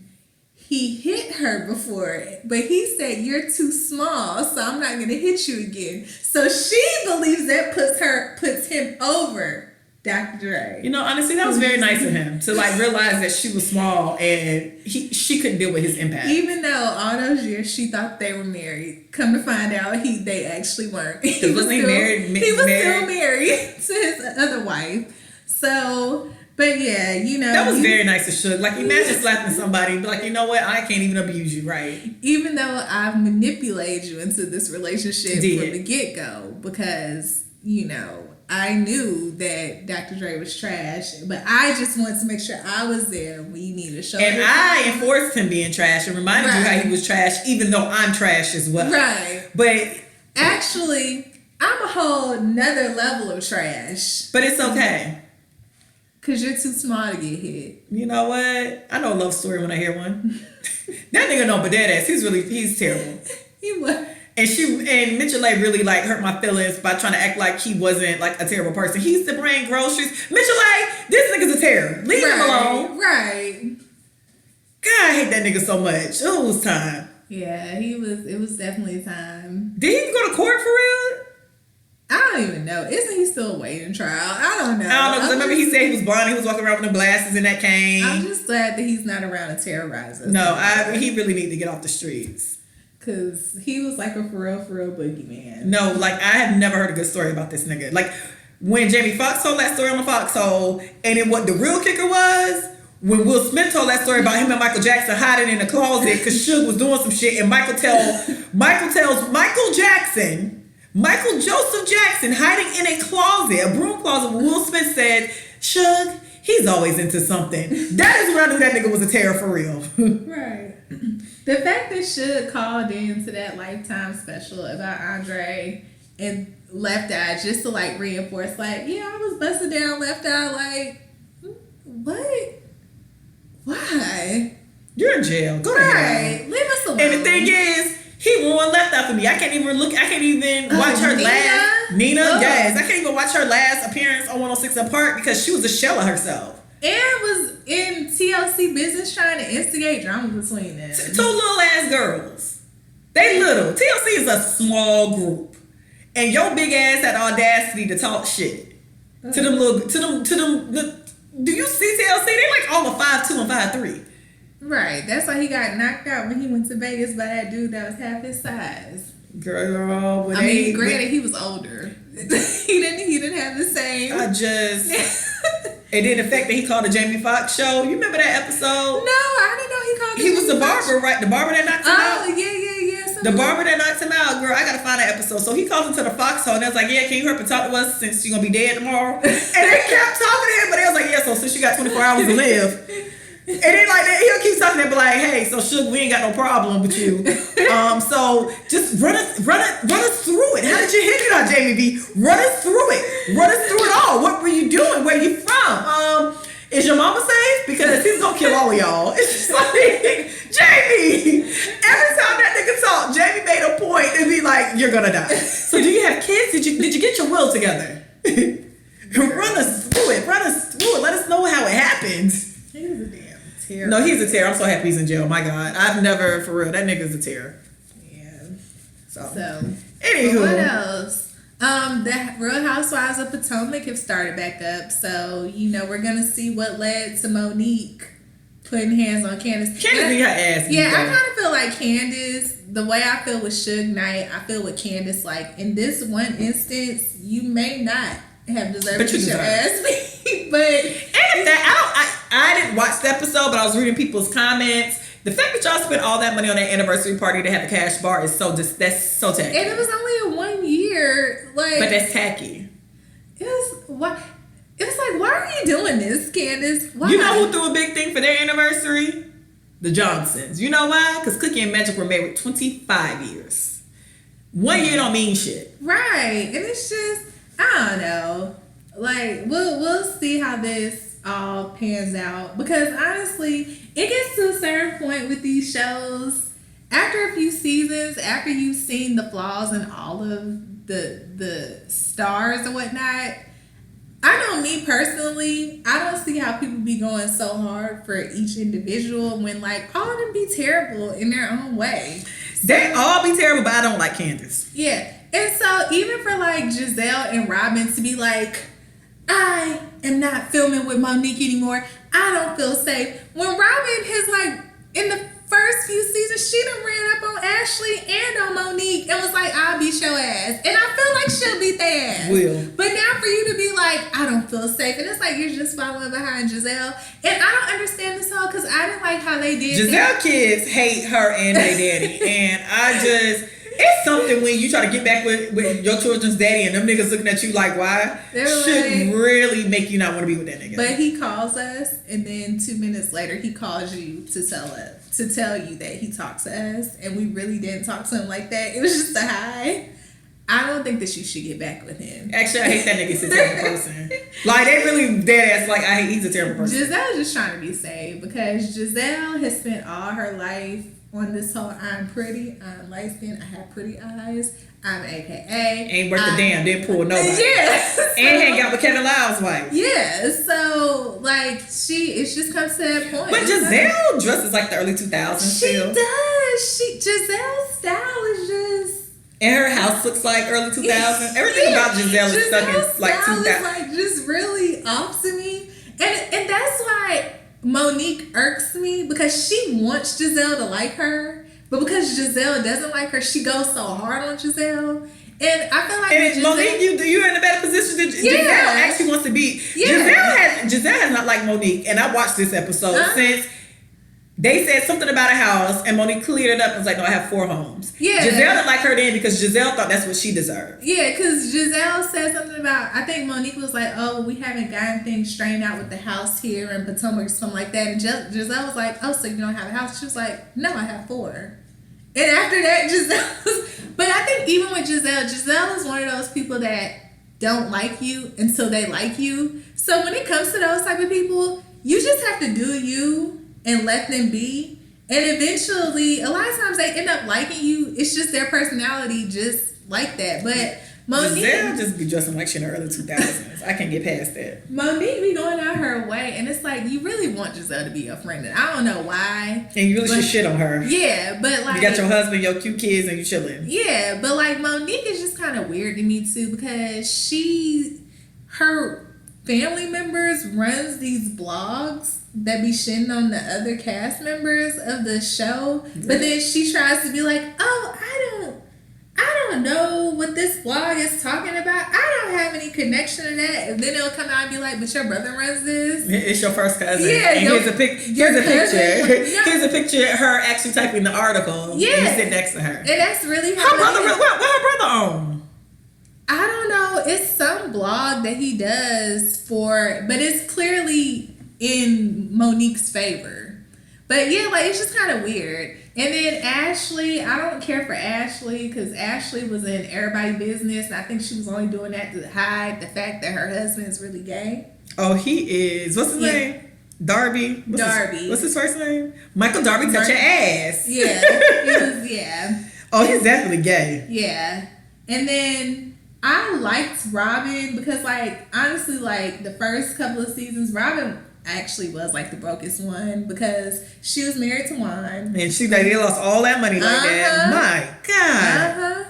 They lost their money like Nicole did. Yeah. Nicole Murphy. Yeah. But like Robin always, to me, she was like the prettiest. Her style was very like simple, but she looked good. But now, like, since she's like started coming to money, like I think she's kind of feeling herself in that. I don't like the way she run behind Giselle.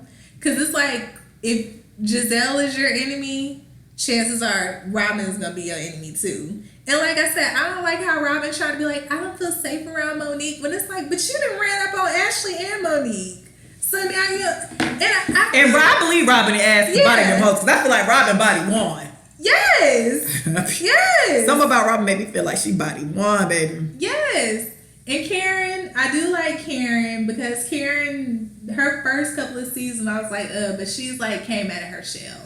But yeah, so we'll see. We'll see what leads up to Candace getting her head banged on the table and stuff. And I'm with it. That's the one episode I do want to watch. So remind me when that comes on. Because you know, Bravo, y'all about to run that scene for 3 weeks before you actually get to the scene. I know y'all tricks. It is, and every week is gonna be like it's gonna end out the show with it being like right. Yeah. It's gonna be like right when it happened.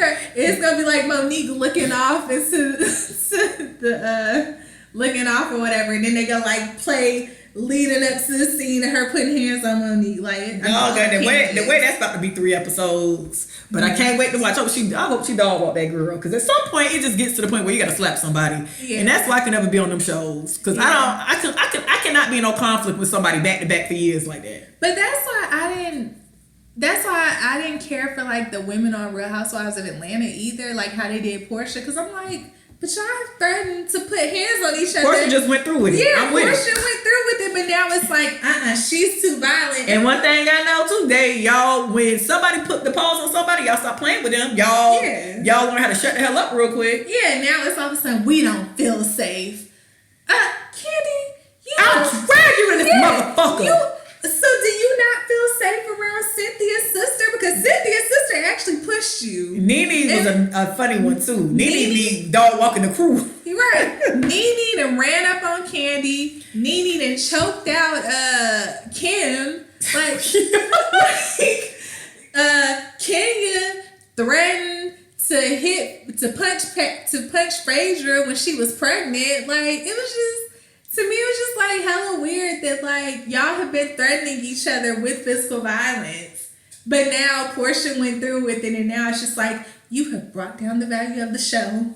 You know what? Because we've been on this show for all these years and nobody ever touched anybody. Yeah. I'm like, bitch, somebody should have touched somebody. Right, like, that's the actual truth. How is you threatening somebody better than her actually following through with it? Like, it's just weird to me. But yeah, I'm tuned into Real Housewives of Potomac. And I also been watching Married at First Sight. So apparently some of y'all trying to tell Ebony I have been asked to go on married at First Sight 3 times because they come to Houston. And I'm like, why would y'all want to do that to me? Don't do that. I would never go on Married at First Sight. It would be divorced by first look. You'd be like, I like a man that is 6'5", that makes 6 figures. But I'm not no good. See, the thing about mine will never make it to TV because the second, I don't know how they do that show, but the second I take off my blindfold or however you get the reveal, the second it ain't the person I think it is, I'm cutting the fuck up. So my shit's never gonna make it. They're like, we know what Ebony told us, but we have this guy that's 5'7", and he's a teacher. Not even a teacher. He's just specifically just a coach, and he don't have no other classes. He just comes in and coaches. The way I'm telling y'all, my episode wouldn't make it because I wouldn't make it that far. And they be like, what happened to your episode of Married to at First Sight? I said cut the cameras dead ass and start tearing up their shit. I was knocking their cameras over. Abby, what happened? I started knocking their cameras over. Abby, what happened? The security guard had to come get me. I would. The way I be going to jail, the way I be calling you, Abby, what you went to jail for? I destroyed property. No, I would be in your way that because you could allow it to. Oh, you tell? Okay, so you already know when you see that nigga. I'm looking down the aisle like. This about to be shit. This about to be some shit. I'm gonna come right down. Y'all fucking play with me. Y'all fucking play with me. Y'all fucking cut the cameras dead ass. I'm not doing this shit. Y'all fucking playing. I know y'all fucking no, bitch. More the motherfucking camera.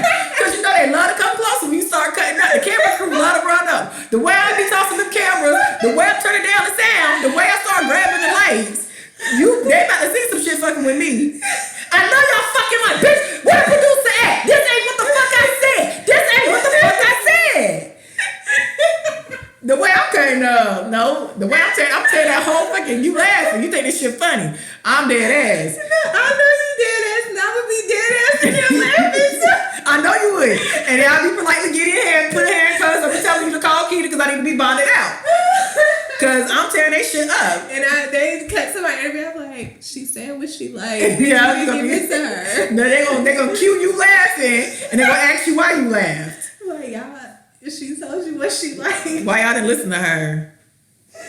No, I'm tearing that shit down. That little sound thing, that furry. I'm ripping that down. I'm tearing shit up. The flower arrangements gone. The Bible gone. Tossing that shit out the preacher hand. Cheers. I'm tearing that shit up.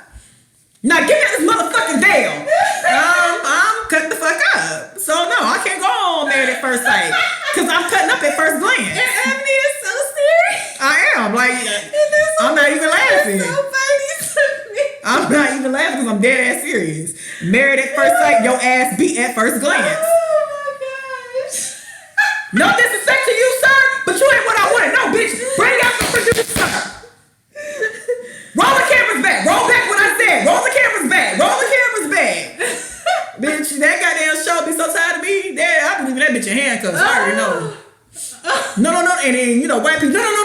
That'll be them. The way I'm tossing fucking chairs. Oh my God. I don't know what y'all do where y'all from, but I don't play like this. I don't fucking play. Don't play me. I specifically told you what I like. This nigga ain't 5'6", this nigga 5'2". What the fuck is this? This is my life you playing with. Yeah. This is my livelihood. This is love. I'm doing this in front of God, and y'all playing with God? You wanted your viewers.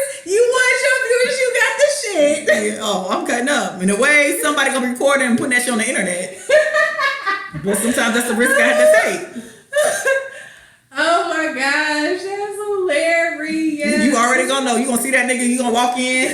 Where her husband to be at? Okay. But no, actually, he would already be there, so you would have to walk down the aisle. That's what I'm saying. You get there before me. It's like, where her husband to be at? Am I not to see the groom? Yeah, he right there. Ooh, okay. I so like this. So I'm gonna sit right here. No. With a smile on my All right. You already know I'm cutting the fuck This up. might be a show. I'm cutting up. The way... y'all better cut the cameras off. Y'all better cut the cameras off. The way I'm cutting up. Oh. So, in short, y'all know I will not be joining Married at First Sight. I think it's better for us all. But yeah, so anything else? That's it, baby. I'm gonna go home. I'm about to watch P-Valley. I'm gonna start where Down is in my the place with a play or something. That's how the P-Valley song goes. Wait. 1, 2, checker. 3, 4, checker. I love ghetto shit. So I'm about to watch P-Valley and Where Is My Shot Glass? Can't you see I'm taking shots? Ooh, I'm gonna give me a good old ginger ale too. A good cold one. Yep. All right, guys. Well, we're here. Yeah, we ain't beefing. It's been almost a month, but that's because nothing. Well, stuff is on TVA, so But we had to let it accumulate. yeah, because y'all wanting, people ain't taping. Well, people are secretly taping out on Hollywood, so and Tyler Perry's still taping. But do we watch Tyler Perry? Well, he's still taping. So come August, we're gonna get a whole bunch. He got like 5 shows premiere. He done redid The Pains. He added another show. Yeah, he got another show. Yeah. So shout out to Tyler Perry, who Yeah. during the pandemic is gonna get y'all some content. But you guys be safe, wash your hands, wear your masks. Yeah. Watch good TV, comment. Thank y'all for listening and watching. And yeah, shout out to the people who be commenting. Y'all be tagging We the Viewers in like a lot of stuff when y'all see it for TV shows. So I appreciate that. Oh yeah, and Umbrella Academy season 2 dropped. So watch that. I hadn't watched the first season, but y'all get on that. Yeah. The first season had Mary, huh? Mm-hmm. She's still on it? Not this season. All right, guys. Be safe. All right, bye. Bye.